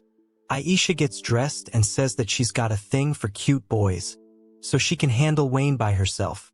One thing that Wayne needs confirmation on is about Fina not being around here. Why would she ask other women to take care of him? Edna and Aisha argue over who is going to give our hero the news, but then Donna figures she'll be the one to do it. She asks Edna and Aisha to leave, and reveals to Wayne that Fina has been detained by the police regarding murder. Of course, Wayne panics upon hearing this and wants to know why this has happened. Donna tells him to take a chill pill because she has this covered. She reveals to Wayne that when Angry Bro was about to shoot him with the gun, then Donna ended up snapping his neck after Fina smacked him away. Angry Bro lost his life, and Donna could not heal him, so the whole thing would have fallen on her. Fina, however, took the blame for it, but this is not a big deal because she can just claim self-defense. This is all for show, but Wayne feels bad that his mom is being detained because of him. Donna says that it's fine because mothers would do anything for their kids, and in our hero's case, it's quite literally anything. Donna then says that Fina had asked her to make sure Wayne would get stronger both physically and mentally, because he has not reached anywhere near his true potential. Wayne calms down now, but Donna is disappointed in him because she saw Sharon running away from the room while crying. Since our hero has made her cry, he must make it up to her. So Donna tells him to go after Sharon. She reveals that Sharon may have used the stairs to go to the rooftop, and also suggests that Wayne use his elephant to make Sharon feel better. That is, of course, if he is a true man. This is also sus, but Donna wonders if Wayne will be able to figure this one out. All the girls in the school are older than him, but Sharon is of similar age, which makes her a different breed. We see her taking in the wind as she wonders what she is to do about her feelings for Wayne. But it's time for our hero to flex his muscles. So he shows up to the rooftop, and Sharon calls out his name. Our hero is quite surprised to see Sharon calling out to him, as if she was expecting him to come. Bro asks her why she just randomly ran off from the hospital room, but before he can say anything else, Sharon says sorry to him. He was not expecting to hear this, so she explains that she had actually come to thank him for all his help earlier. Basically, she did not know that Wayne had S-tier Riz, meaning he already has a harem of babes. Sharon thought that Wayne helped her because he liked her, but he actually did it because they were on the same team. She once again apologizes for the misunderstanding, but before Wayne can even respond, she slips abruptly. Sharon is about to fall off the roof, but our hero uses his time magic to get the advantage and rush towards her. Wayne manages to grab Sharon right before she tripped over and asks if she is okay. Luckily, she is fine, and she thanks Wayne for saving her yet again. She says that he came to her rescue back in the forest as well, so perhaps she wasn't wrong about her feelings. At this very moment, Sharon hugs our hero and confesses that she likes him, further making us feel that it should have been us, not him. Wayne is absolutely clueless, because this is the first time that a girl has confessed to him. Sharon starts to look at him with shady eyes, and she puckers up, expecting Wayne to kiss her. Despite having immaculate riz, our hero does not know what to do in this situation, which is a cruel twist of fate. He decides to make his move, but just before he can do anything about it, someone pops up and says that student relationships are not allowed. It's Aisha, but she's a little late to the party because Wayne has student, teacher, and mommy relationships already. Aisha states that she cannot allow such things to happen in front of her eyes, but Sharon calls her out for being a hypocrite. After all, it wasn't long ago when she herself was trying to sow something shady with Wayne, that too in the hospital of all places. Aisha says yes, but maintains that she only mentioned student relationships, so she is technically allowed to get with Wayne. She could be a lawyer with this attitude, but Sharon says that she is only giving excuses for her intrusive thoughts. On top of that, she wants to know what Aisha's relationship with Wayne is, considering there is a significant age gap. Aisha turns it around by playing on the word relationship because to her, it sounds more like a soul bond. In that case, she grabs him and holds him close to her pillows, stating that she was actually thinking of getting married to him. Sharon can't believe what she is hearing. Hut before things get out of hand, we see Edna creeping up behind Aisha. She lands a direct hit on Aisha, making her pass out instantly. Wayne and Sharon are surprised to see her, but Edna says that she noticed her lover boy running up the stairs. She turned around and followed him to make sure all was well, and then she found Aisha trying to marry him. Suddenly, she asks Wayne to stand still, because she has found something in his ear. It turns out to be a sound collection device which Edna herself had put in his ear. This device allows her to listen to Wayne's conversations, and she happens to have interrupted the one with Sharon right now. Edna reveals that Donna had asked her to keep an eye on Wayne, because he is just recovering right now. He needs to regain his strength, but he asks if it is okay to leave Aisha behind. Edna says that she will carry her back later, so he can go ahead and relax. She also tells Sharon that she is 5 years too early, because Wayne enjoys the company of older women, being a seasoned man of culture, following in the footsteps of Ceres. Now, we move to Wayne, who says that a lot has happened since he woke up in this world. He only has his mommy on his mind, for some very obvious reasons. He wants to know how she is doing in prison, and also wonders if she is really doing okay. On that note, we move to the Eastern Prison, Cell 7, where Fina openly orders the new guard around. She wants him to bring her some documents, and he looks like he's scared of her. Fina would like some tea and snacks as well, so this is more like a hotel than a prison. Now, someone else shows up and says that the documents are coming, so he would like to talk to her for a bit. He happens to be the director of a secret group, and Fina apologizes to him for causing so much trouble. He says he is fine to do this for a major collaborator, and they get down to talking about the other prisoners. The dean shows up and says that the bosses are fine with overlooking the murder case, but Fina is surprised to see him here. The curvy mommy says that she has a few things she would like to discuss, and it's mainly to do with the bandits who attacked her lover boy's son. The men also want to know the purpose of the attack because for Diddy-level people to attack military-grade students is a very high risk. The dean says that they probably knew these kids were newcomers on a training exercise, but that means they must have gotten their information from somewhere. The director says that they are cracking down on the information brokers, but it's a bit too late to catch the real culprit. Fina goes through the statements of the captured bandits, and she notices the mention of someone called the Shadow. The men are not sure what this could mean because they have squeezed their prisoners hard for information, suspecting one of them to be the informant. The statement says that only the Shadow was visible with no clear sighting, so the bandits definitely valued this mysterious informant. Fina does not like the look of this at all, and the dean states that the bandits had heard some rumors about the military as well. They will try to get some more information regarding these rumors, and the director will do his best, because the academy has taken good care of him. He takes his leave because apparently, the dean would like to have a word with Fina in private. He gives her a letter which has to do with Wayne, so it gains her interest. It's a detailed letter, but we are not told what it says just yet, although Fina does seem to be affected by it. Her reactions make her seem emotional, so the dean asks if there is something difficult about the case mentioned in the letter. Fina says no, but she is ready to do whatever it takes to save her precious Wayne in this Alabama world. Now, Fina orders the new guard to get her a letter set, because she wants to send a reply. It definitely must be tough for him, because Fina is like a member of the Sopranos over here. 1 week passes by, and Wayne asks the super curvy doctor when he can be discharged. She says that he was brought here under very special circumstances, so they need to observe Wayne for a while longer. She and her pillows ask our hero to be patient, so it's hard to say no. Having said that, Wayne hopes that it's only for a few more days, because he is getting bored and a bit stiff from the lack of exercise.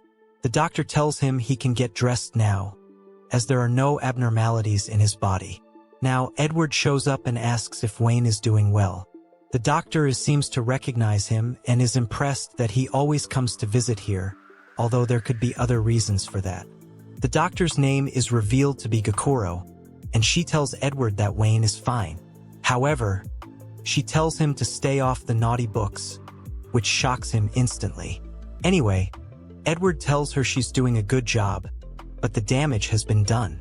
After all, he was the one sending these books to Wayne, but he has been found out now. Anyway, Wayne calls out to Edward, and he can see that our hero is fine. He is happy about that, and he brings yet another shady book to Wayne, which comic guzzlers could have already covered. He tells him to take care, and Wayne says that he will read it carefully, the way it was meant to be read. Edward asks him how much longer it will take for him to get discharged, and he assumes that it could be around 2 or 3 more days. Edward says that there is a heavy book with him, so he asks if he should carry it first to check.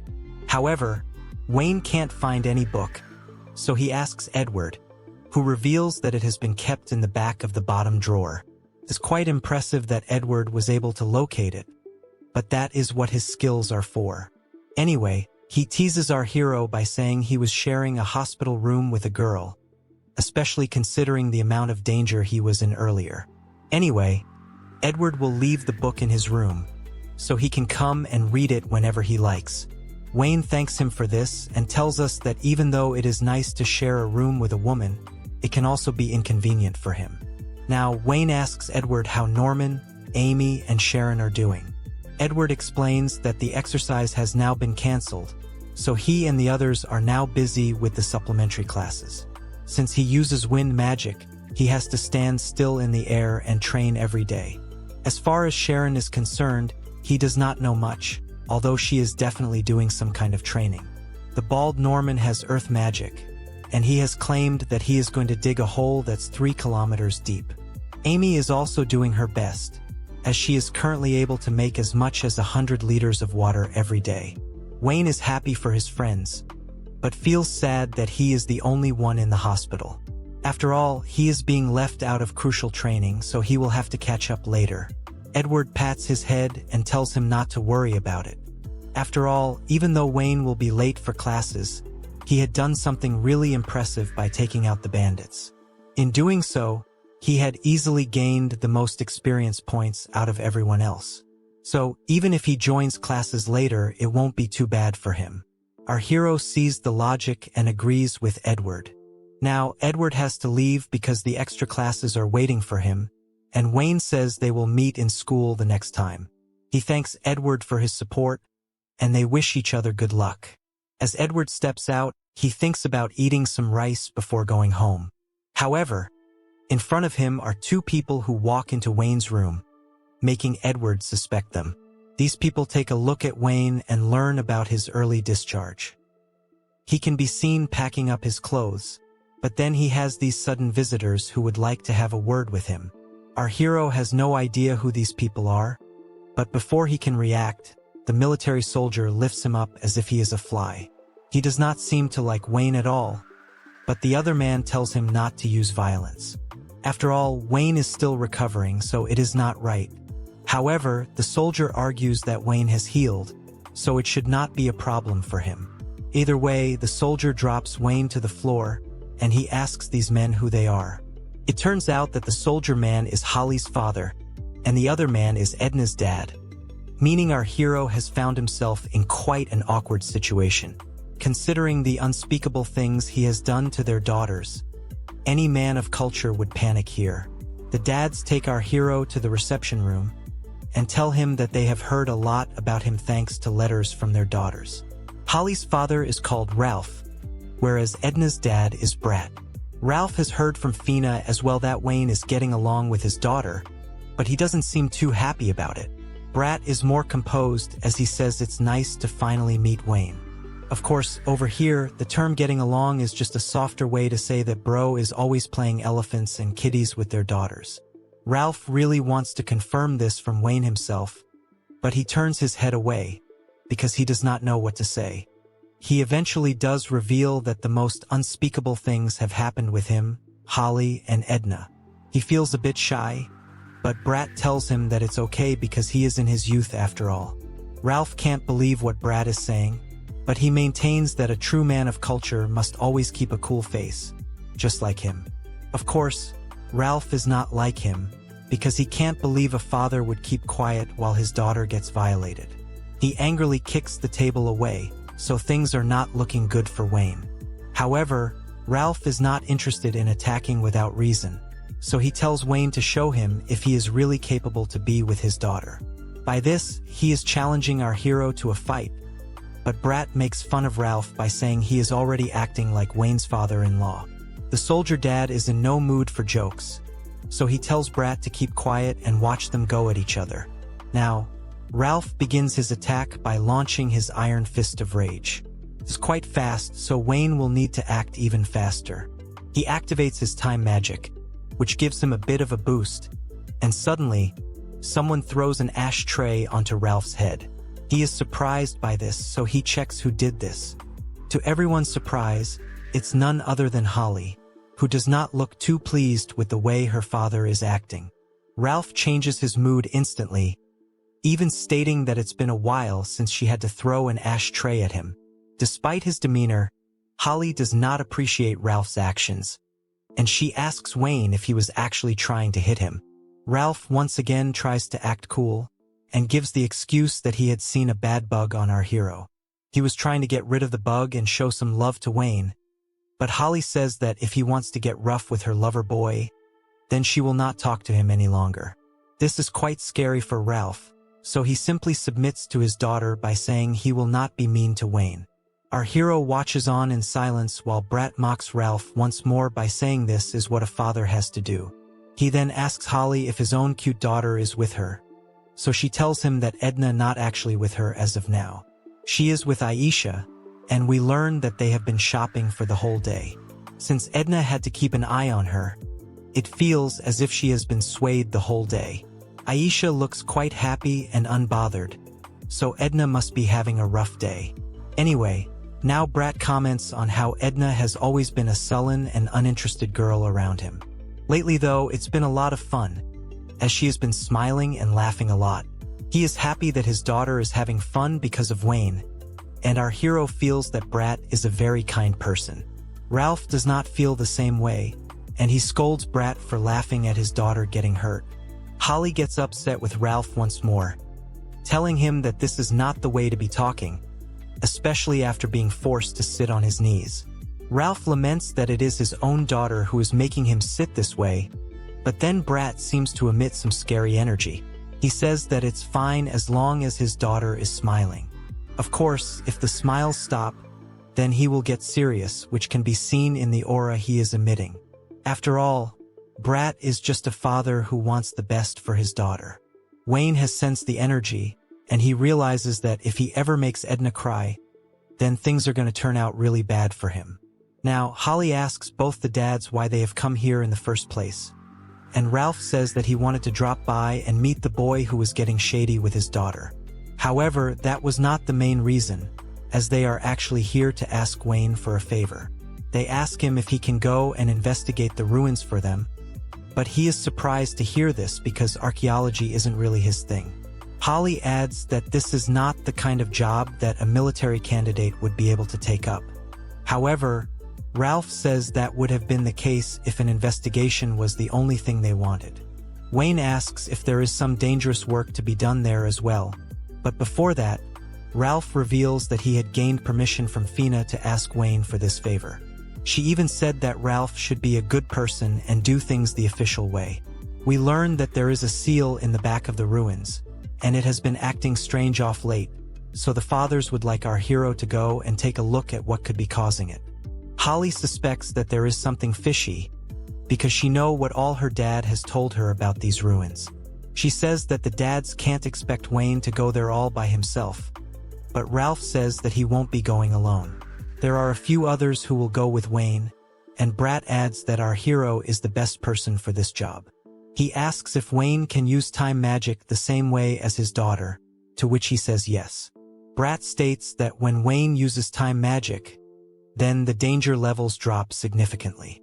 Since that is the case, he even considers asking Edna to help out over here. Wayne is still worried about going there alone, but Ralph says that he will get paid for this. Wayne will be allowed some time to train as well, so he asks once again if he is up for it. Holly is still not fully convinced, but when Brat asks again, our hero says yes instantly. He will do whatever he can to help, but Holly asks if he is sure about this. Wayne says yes because he wants to help however he can. He may also want to impress the dads of the women he has fun with, and now they tell him that the academy will be going on summer vacation soon. He is to go and investigate the ruins during this break, and he will also get extra credits for this work. Brat has already spoken to the officials about this, and it would be a good way to make up for the supplementary classes Wayne has missed.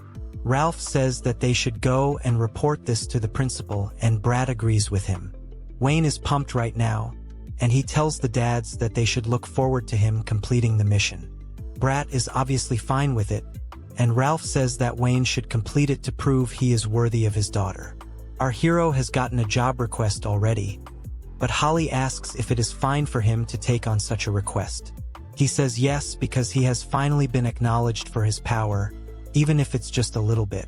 He tells us that he came to this academy in order to get stronger, and it is beginning to pay off. If he completes this request, he may even grow more and eventually activate beast mode. Before the dads leave, Holly tells Ralph to put the desk back in its place because he had kicked it away. He does as she says, but Wayne is determined to become so strong that his mommy will not have to cry for him anymore. Now, we move forward to the day of discharge, and Wayne is told to be careful. The dorm is close to the hospital, so he can always come back if anything happens to him. He thanks the curvy doctor and heads back to the academy.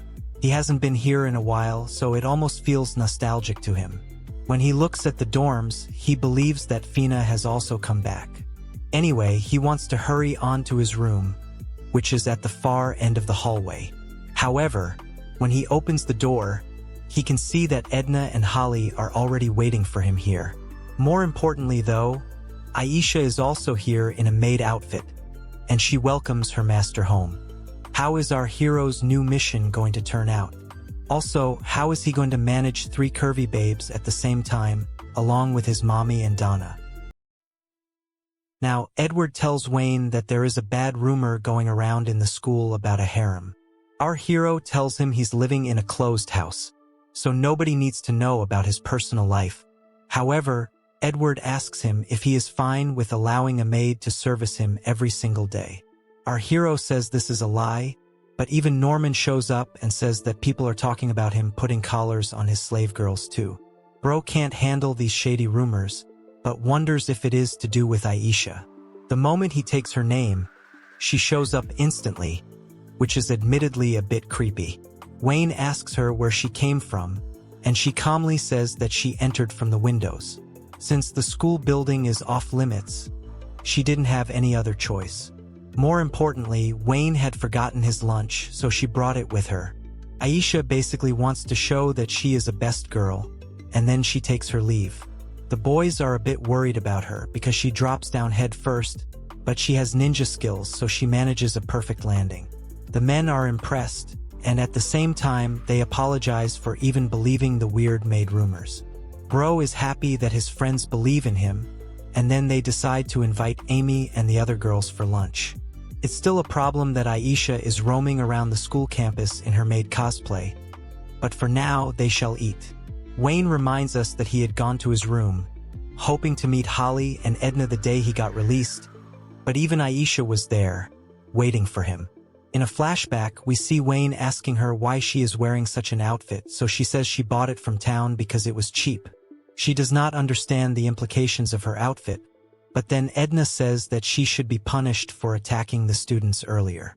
Holly argues that Aisha was tricked into fighting the students, so she should be spared. Basically, Aisha feels that instead of going to the police, she should service her number one victim, meaning Wayne. She has decided to take care of Wayne for the rest of her life, and she even tells him to leave the night duties to her. However, Edna warns Aisha because Mommy Fina had forbidden her from doing shady things with our hero. Aisha says it's fine if Wayne himself wants to lay his hands all over her, and naturally, this leads to a hilarious cat fight. Edna is ready to kick out the maid girl, but she will not lose a contest of strength. Wayne can see that Aisha is planning to live here for a while, so he wonders for how long. He also wants to know if she will be attending classes, so Holly explains that the academy is off limits for now. After all, the bandits were after it, so with this protection, the students should not be afraid to enter the school. Meanwhile, Edna gives in to the dark side and tells Aisha that she will need to work really hard if she wishes to perform nightly duties with her master. There's an extra bed, but Edna says that she and Aisha will sleep in the same bed in order to avoid any funny business between the maid girl and our hero. Now, we are back to the present, where Wayne is actually updating everybody on what happened since he came back. Aisha has been wandering around the dorms, doing a lot of work for him, and he is worried about what will happen later. Now, Sharon asks him why he is not eating his lunch, to which he says he does plan on eating. He just has something on his mind right now. But the others comment on how close the couple has gotten. Norman and his bald head have no problem with this because this is youth, and Wayne is a renowned man of culture on comic guzzlers. It's time to break out the rice balls, and while Wayne is happy to see them, there don't seem to be any side dishes lying around. Sharon offers her meat rolls to him, but Bro probably wants to offer some other kind of meat to her. Sharon even offers to feed him directly, which naturally makes Wayne a bit nervous. She makes him say that the meat rolls are delicious, and this makes things a bit awkward around the other students. Edward tries to change the topic, but Amy isn't getting fooled. The group continues chatting, and then they talk about the test of skill right before the summer vacation. Norman is eager to do this, but Edward suggests going to the beach. Sharon doesn't mind doing a written test, but Wayne says that he has no idea about these tests. He was in the hospital for a while, so he needs some catching up. Sharon says that there is a test 3 days before the closing ceremony, and Amy decides to explain it properly. There is a paper test wherein the students will have a 1 versus 1 match with each other. It's a tournament format where you get points in order right from the top. Wayne may even end up fighting Norman, and the Baldy says that he won't go easy on his buddy. Amy adds that Wayne is free to use his magic, but the barrier will limit his abilities. He will also get a mock weapon prepared for himself. Since that is the case, Wayne won't be able to channel his inner American with his actual weapon, so he wonders what to do. After classes are done, our hero ponders over what he should do. The written paper and practical tests are out of 100 marks, with 35 being written and 65 being for practical. It's just like a normal military school, as 50 points are given for supplementary lessons, such as his investigation of the ruins. Suddenly, Holly shows up and cutely asks Wayne what he is spacing out for. He is a bit zoned out, so she tells him he can talk to her about anything. He tells her about the tests, and she says that it's common knowledge for these mock weapons to be stronger if they are longer. This could be a problem for Wayne, so Holly suggests using his physique and speed to his advantage. After all, it is really hard to react to a dagger which can be slipped into one's pocket. Wayne is happy to heat this because a dagger is something that he can handle. Holly adds that the practical exams usually have long-range weapons, so their users become easy targets. She then remembers a girl who is really good with knives. She suggests going to her, but at that very moment, this very same girl shows up. She refers to Holly as her Oni-san, and surprisingly puts a knife to Wayne's neck, much to his surprise. Holly is glad that she has shown up instantly, but she says that she will always be by her Oni-sama's side. Now, we learn that this girl's name is Chris, and she is one of Holly's sweet little sisters. Chris smiles like a psycho and asks Wayne if he remembers when they met, but our hero can't forget it. After all, she was the same girl who tried to chop off his elephant earlier, right before he got rescued by his babes. Now, Chris is asked about daggers, and she says that each of them has their own characteristics. Holly is impressed to see how quickly Chris talks about blades, as she continues to educate Wayne about different techniques and dagger types in great detail. Now, she says that every dagger has a sharpness to it, so the main thing should not be the shape or the length.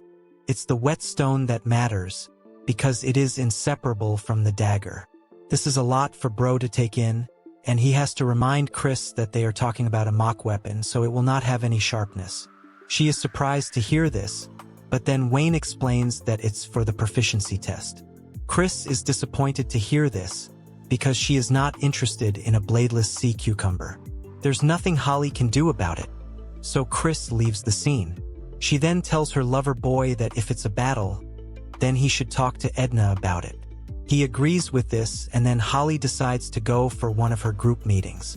Bro does not understand what kind of meeting Holly is going for, but it's basically just a girly session with her followers. Anyway, it's time for him to go back to his room now, but before he can do that, someone calls out to him. It's Sharon, who has a book with her, because she is going to study for a bit in the self-study room. She had come out to buy a drink, and had actually invited Amy to come study with her. However, she did not want to study, so now Sharon asks Wayne if he would like to come with her.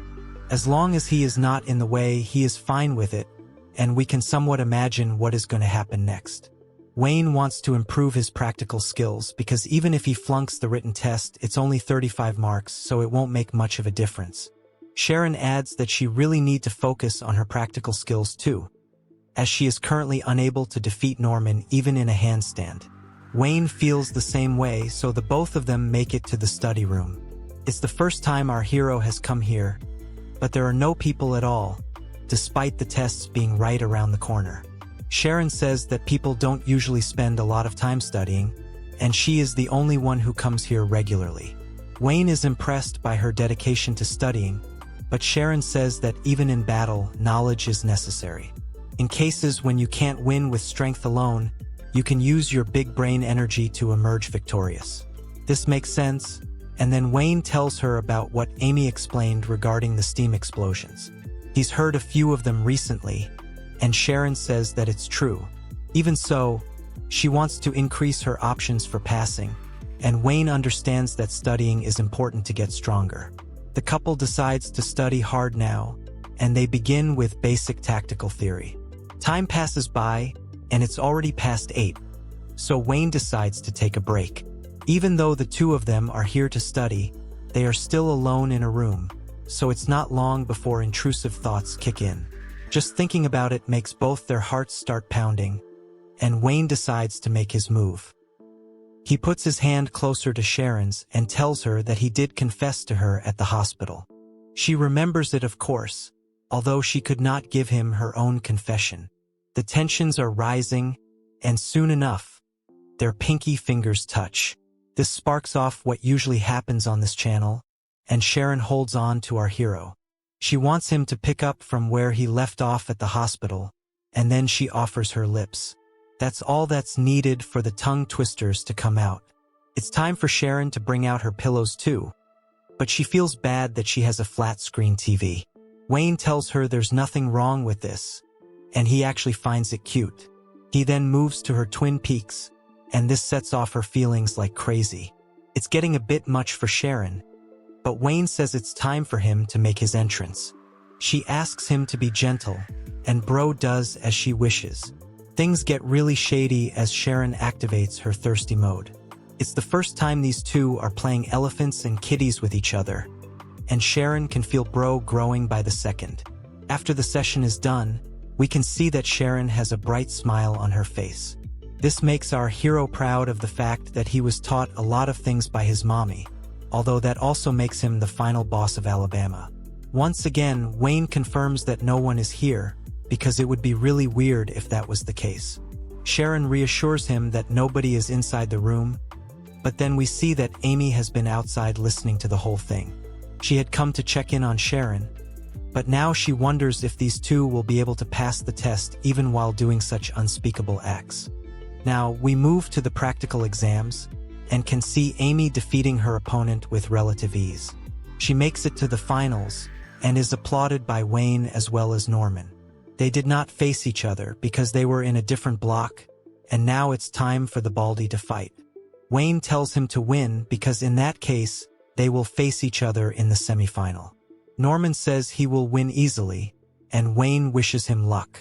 Sharon congratulates Amy for her win, but she wants to rest till the finals now.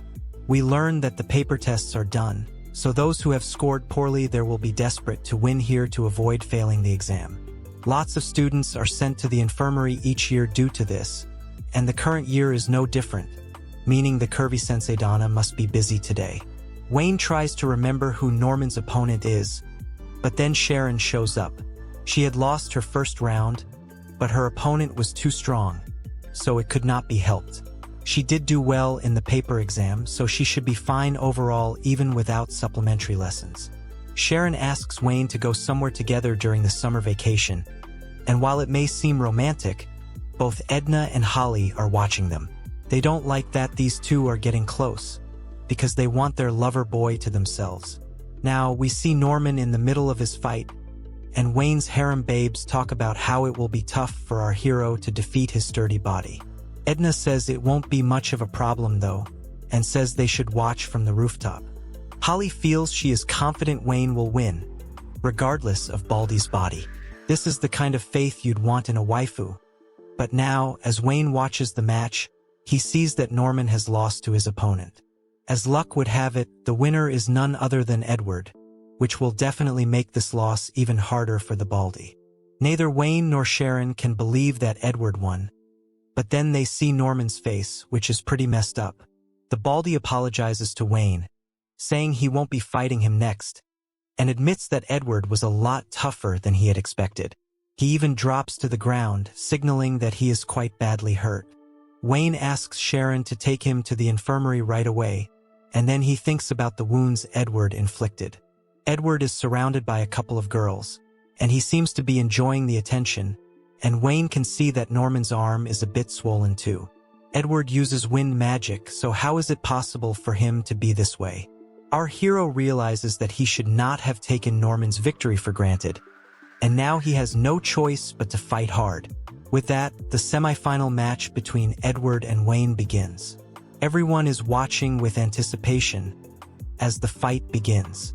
Our hero wants to see what kind of move his opponent is going to pull off, but then Edward lands a sudden strike on him.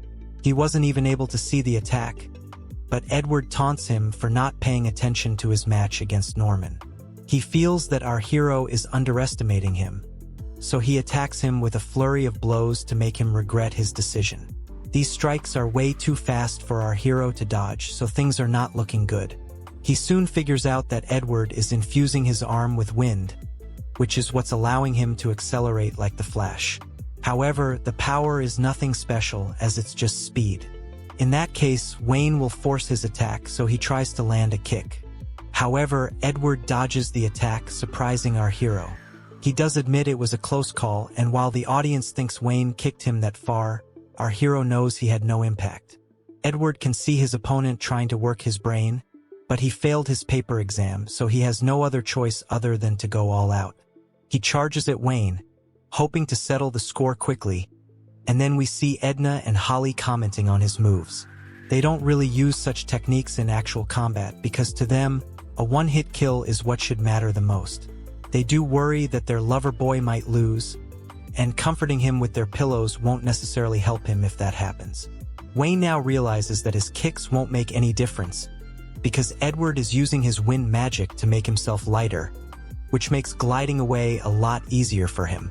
Then he places even more attention and notices that Edward is actually floating just 1 centimeter off the ground. This explains why he hasn't been landing the way he should be. This is the same as punching a balloon, wherein your power does not have any effect on it.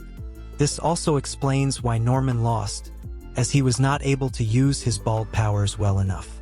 His own fist is also swelling just like Norman's, so this is bad news. The damage is accumulating, so things are looking bad for our hero. Edward figures that he can't duel Wayne for too long, so he will need to finish this off as soon as he can. Wayne realizes the same thing, so he tries a different move and grabs Edward from the middle. Edna spots this and realizes that Bro has used the right method. Our hero launches his opponent in the air, so he ends up floating a bit too much. With that, Wayne lands an upward strike, and it's enough to send Edward flying away. He lands way outside the battle zone, almost bumping into a few other students in the process.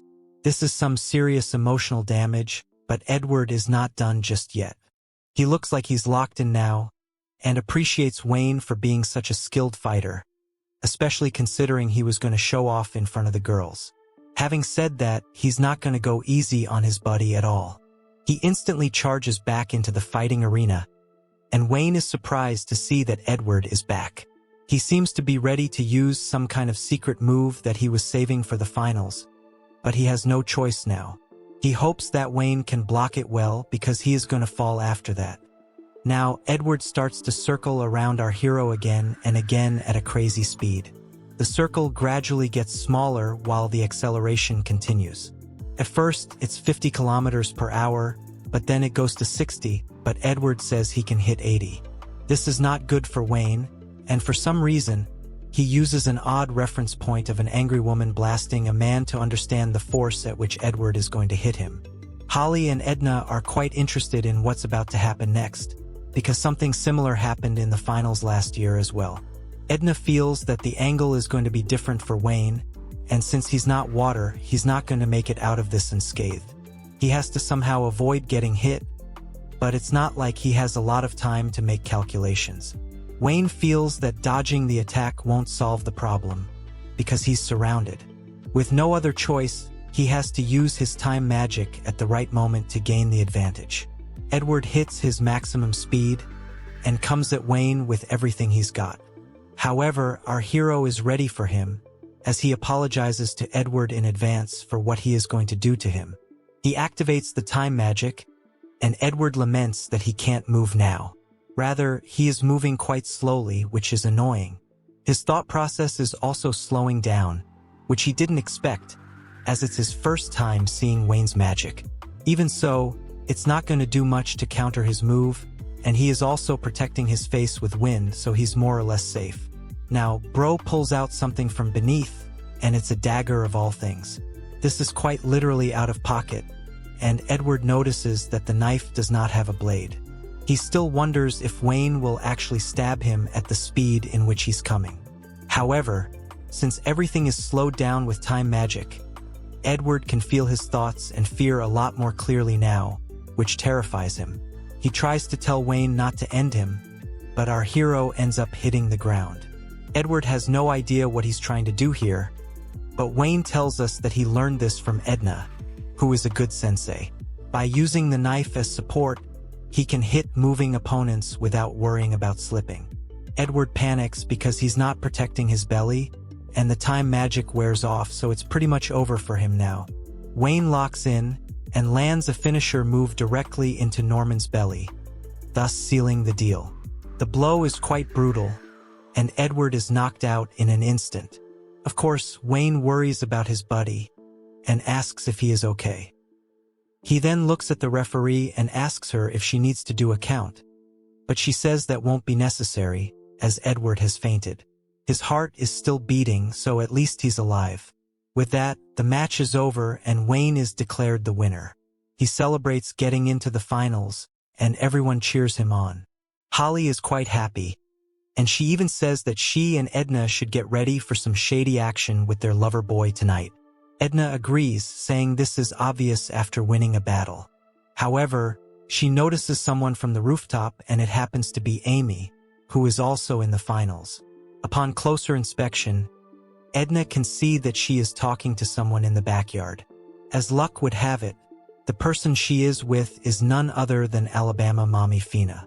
It looks like she's back from the police, but Edna finds it suspicious that she's talking to Wayne's opponent. It even looked like she was teaching her something, so maybe the finals are not going to be as straightforward as our hero would have thought. How are things going to play out in the final? Did Fina give Amy some kind of cheat code? And how is Wayne going to tell Sharon about his mommy and other harem babes? We'd love to know more, but sadly we have come to the end of today's video. Like, share, and subscribe for more mommy content. I had to translate the newer chapters myself, so please show love to this video as it took a lot of work. Who's your favorite babe? Is it mommy Fina, Donna, Holly, Edna, Sharon, or Aisha? Till then, please continue to support comic guzzlers as responsible men of culture. Okay then, I'll see you in the next one.